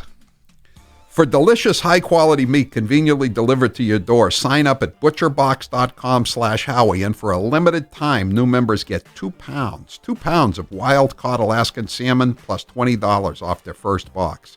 butcherbox.com/Howie. Steve, what's the poll question? What are the results thus far? A judge has ruled that the Bob Kraft sting video was collected illegally. Will the video leak anyway? I still don't think so, no. 85% say, yeah, that thing's going to leak. Okay. It's easier to leak things these days, Howie. You don't smuggle out tape. It can be an anonymous, proxy IP address. I think you can get it out. It's probably already out. You could record a video of the screen with your iPhone and then send it out that way. It doesn't have to be the specific file. Didn't Jeff Bezos find out who leaked those pictures, those pictures of himself? Yeah, he did. And I mean, Kraft doesn't have as much money as Bezos, but he's got enough money to find that stuff out, doesn't he? What happened to that? What happened to that website? Was it Gawker or something? No, it was called The Blast. No, I'm talking about the website that ran the sex tape. The one of Hulk Hogan? Yeah. Yeah, Gawker. Yeah, Peter Thiel sued it out of business. Yeah, it's gone. Wait, you're going to sue the Jupiter Police Department out of business? No, you're going to sue whoever prints it. You're going to sue The Blast or whatever. You're going to sue I start an anonymous Twitter account or I start an anonymous website and put it online? Well, you're going to sue that out of business? If Bezos can find out who leaked the pictures to the National Enquirer, don't you think Kraft can find out who leaked the pictures to whoever leaked it? I mean, it was kind of a small circle of people who had access to that picture. And I'll remind you, he did initially blame the National Security Agency. Yeah, well, that's what he gets for hanging out in the Washington Post newsroom. You know, a hotbed of fake news. Charles, you're next with Howie Carr. Go ahead, Charles. Yeah. Just a question now, listening to all of this discussion about the attempts to impeach Trump and get him out of office. I mean, I'm I'm pretty elderly, and I was born before we got into World War II, and I've never seen anything in American history like an attempted silent coup. But my question to you is, I read an article in a paper I subscribe to, it's the Washington Times, and dated March 18th on page 25, indicating that more than likely Joe Biden will be America's next president. That's all. I mean, it's and I just wanted to get what your idea is. I mean, he seems to be the most, quote, moderate, and I'm just wondering what your take on this. I know it's early. I don't think he's going to survive, Charles. I don't think he's all there. You know, you listen to those cuts that's from yesterday. I mean, he every day he seems to be losing it a little more. And he's got all these problems, or his son has all these problems. Hunter in Ukraine, and he has problems in China. These business deals that he was involved in. I mean, it's really dodgy stuff. You know, I know Hillary Clinton got away with it, but with the Uranium One deal with Russia. But I'm not sure that they're going to get a pass on this one. I just want me can't to give see you the it. citation if you want to check it? No, I know. I've seen all there are a million stories like that. I believe you.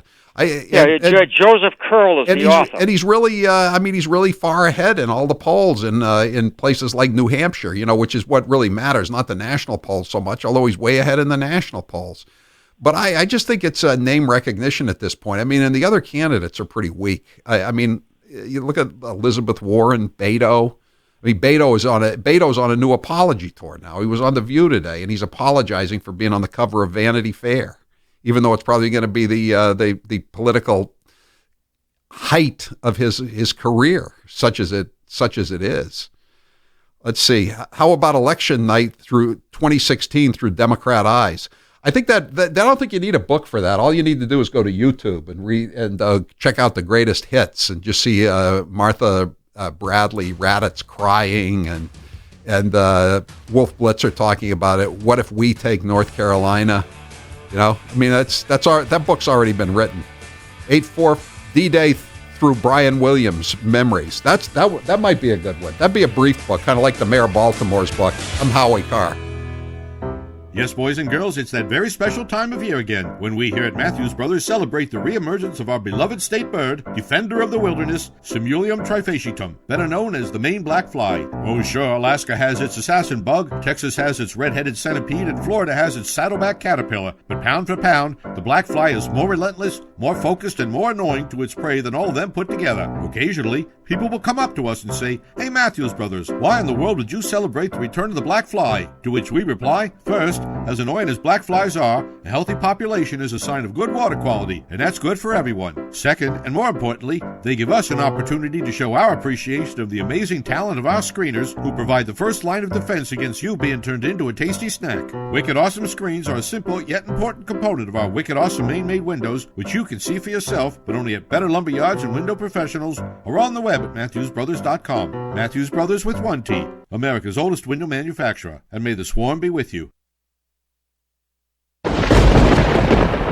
And now, an interview with the Emperor of Hate, Howie Carr. If you had to have dinner with one of the Democrats running in 2020, who would you choose? I'm drawing a blank. You know, I really don't think I want to have dinner with any of them. Howie, you have to pick someone. I think it would be the fake Indian, because I want her to cook me some cold crab omelet out of powwow chow. I've always wondered what the Cherokees ate on the Trail of Tears. Who is your least favorite talking head? It varies from day to day, but right now it's Brian Stelter, the eunuch, as Tucker Carlson calls him from CNN. Or is it Humpty Dumpty? What's your favorite month out of the year? My favorite month of the year is June or July. The longest day of the year is in June, and the longest days of the year are in July. So I'll vote for July. What is your all-time favorite book? I would have to say The Great Gatsby. We here at Matthews Brothers love this time of year. Love, love, love it. Why, you might ask? It's hurricane season, baby, and you know what that means. Torrential rains, catastrophic winds, and at least one dire warning a week about the end of the world as we know it from Biff Buffington. If the prognosticators over at whatever government agency is in charge of making these predictions are correct, this hurricane season will be worse than last year's, which of course was going to be worse than the year before's, which was going to be worse than the year before that, and, well, you know where we're going here. Why do we look forward to hurricane season? Simple. It gives us an opportunity to show off our amazing, wicked, awesome Maine-made windows. We routinely build our windows to withstand wind loads in excess of 175 miles an hour, the equivalent of a Cat 5 hurricane. Now, we here in New England rarely see hurricanes, and when we do, they're Category 3 or less. But isn't it nice to know that should Biff Buffington ever get it right, you'll be safe behind our windows. You can see our amazing windows for yourself, but only at Better Lumberyards and Window Professionals, or on the web at MatthewsBrothers.com. Matthews Brothers with one T, America's oldest window manufacturer.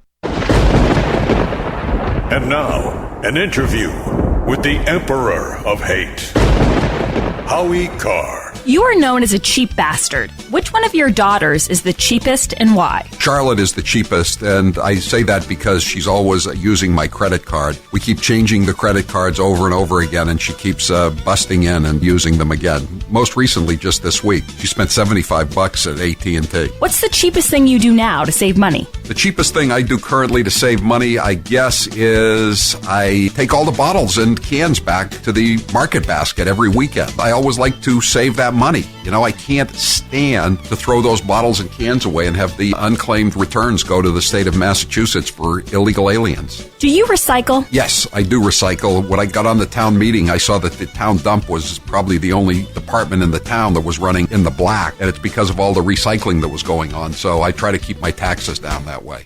The Democrat Party is so full of loonies, social justice warriors, progressives, whatever you want to call them, that sometimes certain moonbats get overlooked. So let's take this moment to shine the woke spotlight on Eric Swalwell. You tweeted in support of a proposal of a Biden-Swalwell ticket. Yeah, or Swalwell-Biden, Wolf. I'm open to entertaining both variations. The president has a fixer. Innocent people don't have fixers. Which part of it hasn't been proved factual? Well, Christopher Steele himself said it was not a finished work product, and everyone who analyzed it said.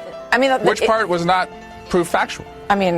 Are you serious? Bodyguards should have the same guns that I have to protect my family. They're America's bodyguards, Tucker. They're not. They're Don't yours. denigrate them like that. This is very similar to many of the witnesses we had in our Trump-Russia investigation. A number of times we would ask a witness a question, and they would take a timeout, consult with their lawyers for 5 to 10 minutes, and then come back, and we figured, you know what, we already know the answer.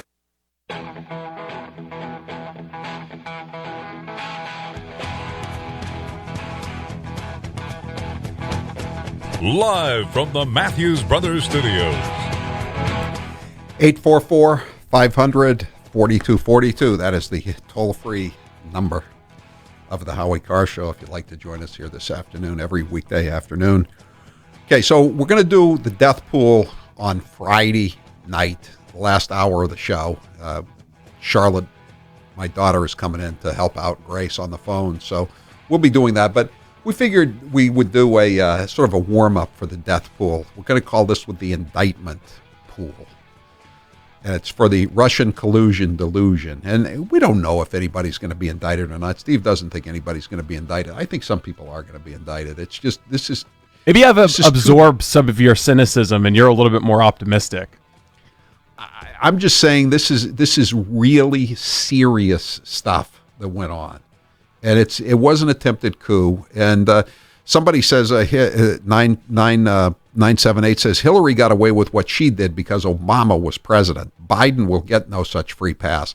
And I don't think these guys are going to get a free pass too. I mean, it's not like these were just honest mistakes. We did find a splatter of the victim's blood in your car. How did we know that you gave her a ride and her foot was bleeding? It wasn't like that. They attempted to frame these guys, and they did succeed. They've convicted the General Flynn. They've convicted Papadopoulos, put him in jail for 12 days. They never had any interest in Paul Manafort and his crimes, even though they knew they were going on. They only became interested when they thought he was going to work for Donald Trump. So anyway, we're gonna make this a poll question. I don't know what the not a poll question. We're gonna just give you a chance for an indictment pool. Who do you think will be? It's like the perv pool. Yeah, who do you think will be the first person indicted? And it could be by John Durham, the new guy who's handling this. They don't want to appoint a special counsel and go through all that rigmarole. I think it's easier for Barr to keep an eye on this guy, because he's the U.S. attorney for Connecticut, and so he works directly for Bill Barr. I think this is the best way to go. And as I said earlier, I've seen John Durham in action in Boston in the FBI corruption investigation, and I thought he did a pretty damn good job. And he's going to be investigating the FBI and the CIA, and he's also investigated the CIA, although he didn't indict anybody. That was later on after the Zip Connolly and Eric Schneiderman investigations and put them in jail. All right, 844-500-4242. So I don't know what the prize is or anything like that, but Grace will take your name and get your nominee. It's all the usual picks. I'll just read you a few. Biden, either of the Obamas, Ben Rhodes. Ben Rhodes is a good one. Valerie Jarrett, Sally Yates, she was the acting AG. Susan Rice, Jim Comey, Peter Strzok, Lisa Page, James Baker, he was the lawyer, the main lawyer for the FBI. Andrew McCabe. Hey, there's a good pick. Andrew McCabe. We know he has a criminal referral on him from the first Inspector General's report. He lied under oath. Bill Priestap, he's another one of these briefers in the FBI. Adam Schiff. I don't know about Adam Schiff. Isn't he covered under congressional immunity? So are you just going to start reading the entire quick pick list? I'm just reading you the list here. I'm just trying I thought the rules around the death pool were that you couldn't start naming all the old people who are about ready to kick the bucket. People know how the death pool works. I find the commissioner's behavior with regard to the indictment pool highly unusual. It's highly irregular, I believe is the word you're looking for. But I just because we're not used to having an indictment pool, so I'm just giving people a few names here. But I do have a quick pick list, and if you want me to pick one for you, I will. But have a little fun. I mean, one person on this one person that you've been reading about and hearing about and watching on TV. must have irritated you more than anyone else. Maybe you wanted got a hunch, bet a bunch. And actually, you're not betting anything. You're just picking up the phone and making the call. 844-500-4242. Paul, you're next with Howie Carr. Go ahead, Paul. Hi. Well, I'm going to pick the dirty cop, James Comey. You know what? That's the pick I would have made, Paul. I think that's I think that's definitely he's the Oklahoma quarterback in this draft. I think. Yes. James Comey. Yes. Yeah. Okay. I would so love to be watching him on TV in the perp walk. Or he's one of these guys who, if he gets convicted, he'll cry when he comes out of the courthouse, and he will decry. He will it's like the Bob Dylan song. All day long I hear about the guy in the cell next to him. All day long I hear him crying out, saying that he's been framed. That would be James Comey saying he's been framed. I can't wait for James Comey to look a judge in the eye and say, "Your moral compass is askew." Yeah, I know. Here's the thing: take a lot of walks in the woods, James, because even if you're in the Otisville camp, they don't have too many groves of evergreens and deciduous trees that you can walk through and stroll and pick up leaves and look at the sky. 844-500-4242. We're gonna get some calls here, but Orion Metal Exchange is the only precious metals exchange that I trust. Check out their website, orionmetalexchange.com. Then give them a call to get a free no-obligation report about protecting your future with an enduring investment in gold and silver. Yeah, I know the stock market is booming, but ask yourself, how long can that last? Remember 2009? Financial advisors everywhere recommend you hold precious metals as a hedge against inflation and the volatile stock market. And in my opinion, there's never been a better time to buy precious metals, especially silver. Don't procrastinate. You've got nothing to lose and everything to gain by calling Orion Metal Exchange. Call them today at 800-912-2300. Orion experts are standing by to help you purchase physical gold and silver or add precious metals to your retirement accounts. And with Orion, you'll get more metal for your money. Call 800-912-2300. That's 800-912-2300. Or visit them online at orionmetalexchange.com. We're going to take a break, and we'll be back with your calls. Who do you think is going to be indicted first? There's only one name off the board, and that is the indictment pool. Dun, dun, dun. The only name off the board is James Comey, the Cardinal. His other nickname is Curtains. Let's be honest. I mean, taking Comey in this, it's like Kirk Douglas. He got picked first in the death pool over and over and over again. He did. He is. He's still alive, isn't he? Is he still alive? I think. That's why he gets picked all the time. Yeah. 844-500-4242. We'll be right back with your picks for the indictment pool. I'm Howie Carr. Keep it here. The captain will be back after this. And now, another minute of Madam Speaker, Nancy Pelosi. But again, don't...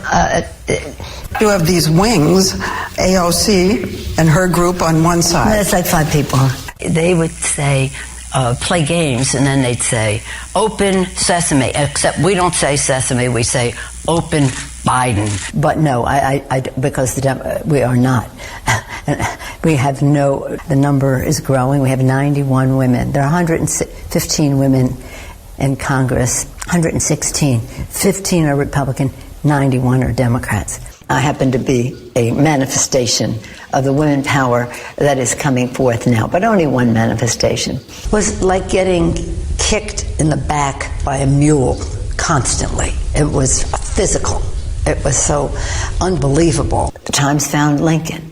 Not to be presumptuous to put ourselves in those categories, but the Times have found us.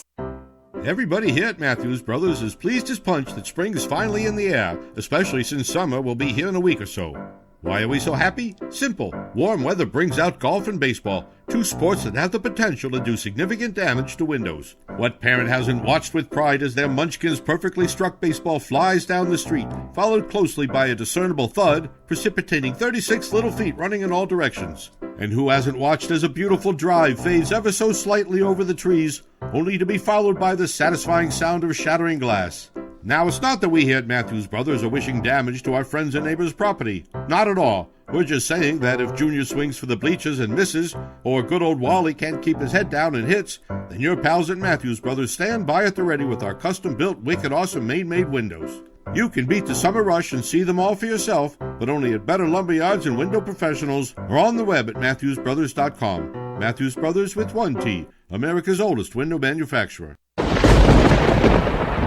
now, an interview with the Emperor of Hate, Howie Carr. Can you remember any time in your life when you were starstruck? One time I saw Peter Vesey, the NBA columnist for the New York Post. He was in the Herald sports department. I really liked his column, so I went up and introduced myself to him. Then one time there was Cousin Brucey from WABC, and I used to listen to him driving back and forth between Chapel Hill and Deerfield when I was in college. Everybody on the East Coast listened to him. I couldn't believe that I was in the presence of Cousin Brucey. Do you ever play bridge anymore? No, I haven't played bridge in a very long time. Nobody I know plays bridge. I think my bridge days are behind me. Do you think you'd still be good at it? I'm not a great bidder, but I know how to count cards. That, to me, is the essence of playing a hand of bridge, is to be able to count cards. What is a rhino? Rhino is a Republican in name only. Think Paul Ryan. Oh, think Mitt Romney. Think Jeff Flake.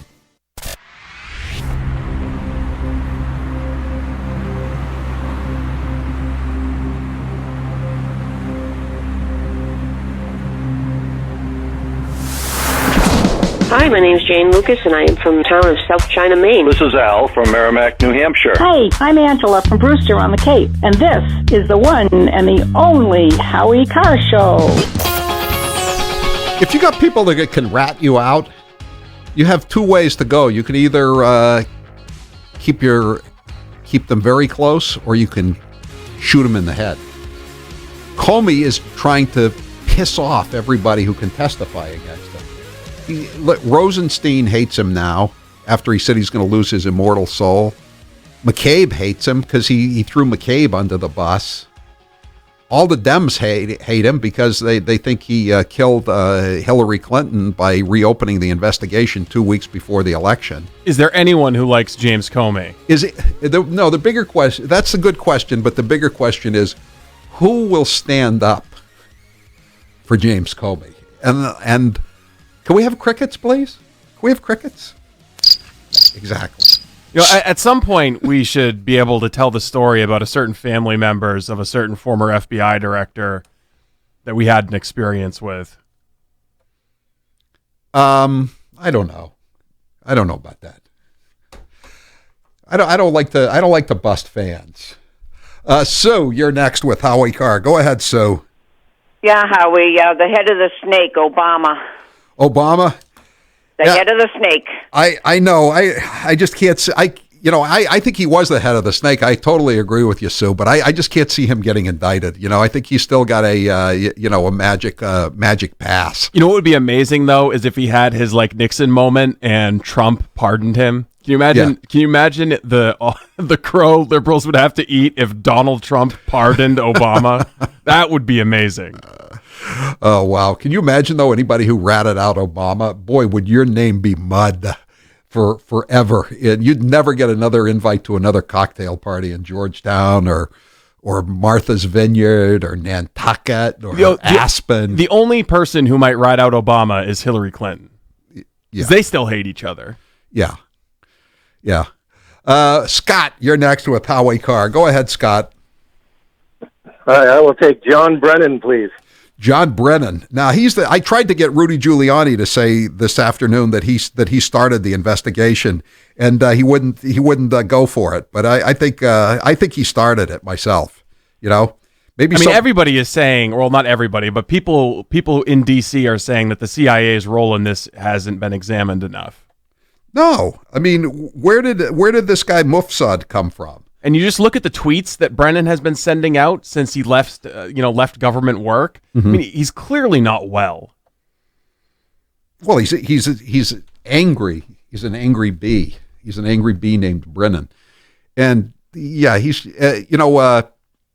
Trey Gowdy was saying last night on Fox. By the way, I'm going to be on Tucker Carlson tonight at 8:18 is my hit time. I'm going to be talking about John Durham, the the new special counsel or whatever you want to call him on this investigation. He's not he's just being brought in informally, I guess. He's still the U.S. attorney for Connecticut, but he was here investigating FBI corruption 20 years ago, and more recently than that. And I saw him in action. He's pretty good. He's really good, as a matter of fact. Thanks for the call, Scott. That's a good one, Brennan. I think Rudy wanted to say Brennan, didn't he? He just said, I'm not going to. He knew that would be a major headline, and so he didn't say it. But I think we're all pretty much in agreement that it was Brennan. Mike, you're next with Howie Carr, or let me put it this way: Brennan was there at the beginning. Go ahead, Mike. I want Andrew McCabe. You know what? I think if you're just going tactically, Mike, I think that's the best one. That's the most realistic shot. Because again, he's had this criminal referral out for almost a year now, and they got him. It looks to me like they got him cold. He lied 4 times. Yeah. No, I think that's a good one. You may be taking home the bacon. I don't know what the bacon is, but you may be winning it. Might be actual bacon. It might be if I decide to give up some of my next butcher box feed. Doug, you're next with Howie Carr. Go ahead, Doug. Hey, Howie. I'm going to go with someone in the Obama White House because there's got to be some kind of barrier between him. So I'm going to go with Valerie Jarrett. Oh, boy. I wonder how her daughter would report that on CNN, Doug. I know, but there's got to be someone to give him cover that can take the fall. This is good. Doug's got a good theory of the case here. Yeah, hey, she's a good soldier. She'll do anything. She'll fall on the sword. Are they still living together, by the way? You know what? I was thinking about that because what happens when he goes down to the mailbox and he sees the target letter from the grand jury and you go, holy bleep, is this for me? I hate it when somebody I'm rooming with gets a target letter from the grand jury and I think it's for me. Barack, you've been opening my mail again? That would be great to have Valerie Jarrett go down. Oh, that would be sweet. Then all of these would be sweet. That's why we're doing this, because it's fun. Andy, you're next with Howie Carr. Go ahead, Andy. Hey there. Just to try and wipe the incessant grin off of his face, Struck. Yeah, I know. He is so bad. He is just so bad. And it drove me crazy when he was in that congressional committee and he kept saying, I can't answer this because there's an investigation going on. And then you're right, he'd get that little smirk on his face because he knew that was his get out of jail card free card. It's such a briefer. He is the briefer, as Dan Bongino says. He's a guy. He was here in Boston for a cup of coffee, but he just wanted to get down to D.C. and so he could start briefing people and picking up the female lawyers in the office. Just a real scummy guy. Hated the grin on his face all the time. Yeah. So you know what? I should go back and change my column. I said 2 generations of FBI corruption. When you figure Strzok in, Strzok is a 3rd generation, from Rico and Condon to Morris and Connolly and all them guys. You think they ever run into each other? What? You think any of them ever ran into each other? We know Rico ran into Connolly. Wasn't Strzok in Boston for a time though? Yes, he was. Yeah. I'm just wondering if he caught something. He could have been. He could have been there right at the end when some of these guys lasted until maybe like the turn of the century. That's what I'm saying. Did he have any role models in the Boston office? I don't know. I nailed it down. Someone called me anonymously and told me that he was there, and then I nailed it down, but I never could find out the years. And I left a message at his house in suburban D.C., and he's oddly never got back to me to tell me when he worked in the Boston office. Thanks for the call, Andy. Did you leave your return number? I absolutely did. Email? I did. Not my email. I just left my phone number. There you go. That's the problem. JP, you're next with Howie Carr. Go ahead, JP. Hi guys, I'm from Montreal, from up north. Yes. From a Canadian perspective, I'd say Susan Rice. Yeah. Well, she was certainly trying to cover her rear end with that last memo, right, on Inauguration Day, 15 minutes before Trump was sworn in.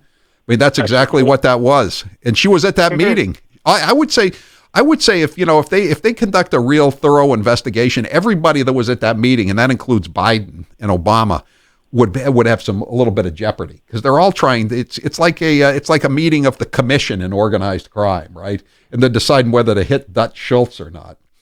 Thanks for the call, JP. You've got Susan Rice. Rob, you're next with Howie Carr. Go ahead, Rob. Could I get Weissman? Weissman, yes, you certainly can. The pit bull. I don't know what they're going to get him for, though, Rob. You can't get somebody. Being sleazy is not an indictable offense. If it was, there wouldn't be anybody left in Washington, D.C. But you've got him. He's your guy. Thanks for the call. Jim, you're next with Howie Carr. Go ahead, Jim. How about Rosenstein? I think he was dirty through this whole thing. I do too. I mean, don't you think he seems to be, in the early stages of plea bargaining by throwing Comey under the bus? Because I think I think Comey is a bigger fish in more ways than one. I think he's a bigger fish than Rosenstein. I think. Yeah, my wife's having a great time watching the two of them go at it. Yeah, isn't it great? It's it's like so. As a texter pointed out earlier today, it's like weasel on weasel violence. It's also like the Iran-Iraq war. Isn't there some way they can both lose? Thanks for the call, Jim. You've got him. Cheryl, you're next with Howie Carr. Go ahead, Cheryl. Yeah, I think Samantha Powers. And I had one more thing to tell you. Manafort's not getting charged because he went to work for Donald Trump. He's getting charged because he got fired from Donald Trump because he was a plant to derail his campaign, in my opinion. I don't know about that. Samantha Powers, Cheryl, I see her in the role of a witness for the prosecution. Like Miss Powers, who asked you to unmask all of those U.S. citizens? And Ms. Powers, who did you give your password to and your security clearances so that they could unmask American citizens? Because she unmasked more than anybody else, and she had no business doing any of that stuff. So I think I see her as someone they squeeze early on. Thanks for the call. You got her though. Danny, you're next with Howie Carr. Go ahead, Danny. My pick is Sally Yates, even though I think John Brennan put this whole thing together, but Sally Yates, she goes. Sally Yates, she's working at the law firm where Christopher Wray used to work. It's a small world, isn't it? One more. Time for one more. Kevin, you're next with Howie Carr. Go ahead, Kevin. Hey, I want the one that has the longest criminal record and emotionally the one I'd love to see behind bars the most, Hillary. I was wondering where you were going with that, but she probably does have the longest criminal record. It's just they've never been able to pin anything on Good her. Value late in the game here. Yeah, it is. It's almost like a free agent signing after the draft ends, but not quite. Okay, I'll see you tonight on Tucker Carlson at 8:18. Wish me well. I'm Howie Carr. At our firm, we deal with folks who are retired, soon to be retired, or hoping to eventually be retired. And over the years, we've seen and helped to repair many devastating retirement mistakes our clients have made. Hi, I'm Joe Ruffino, Director of Research and Portfolio Manager at Goodman Advisory Group. When retirement planning is done right, you may enjoy your golden years filled with joy and independence. When done wrong, you could face a life of penny pinching, dependence, and even poverty. That's why the Goodman Advisory Group is offering a free report entitled Common and Avoidable Mistakes That Can Devastate Your Retirement. In this free report, you'll learn how to help avoid becoming broke in your golden years. More importantly, you'll learn what you could do now to avoid that fate. Call now for your free, no-obligation report. Call 800-267-6500. That's 800-267-6500. 800-267-6500. Securities offered through LPL Financial. Member FINRA SIPC. Investment advice offered through Goodman Advisory Group, LLC, a registered investment advisor separate from LPL Financial. And now, an interview with the Emperor of Hate, Howie Carr. Who do you consider the biggest rhino in the Republican Party?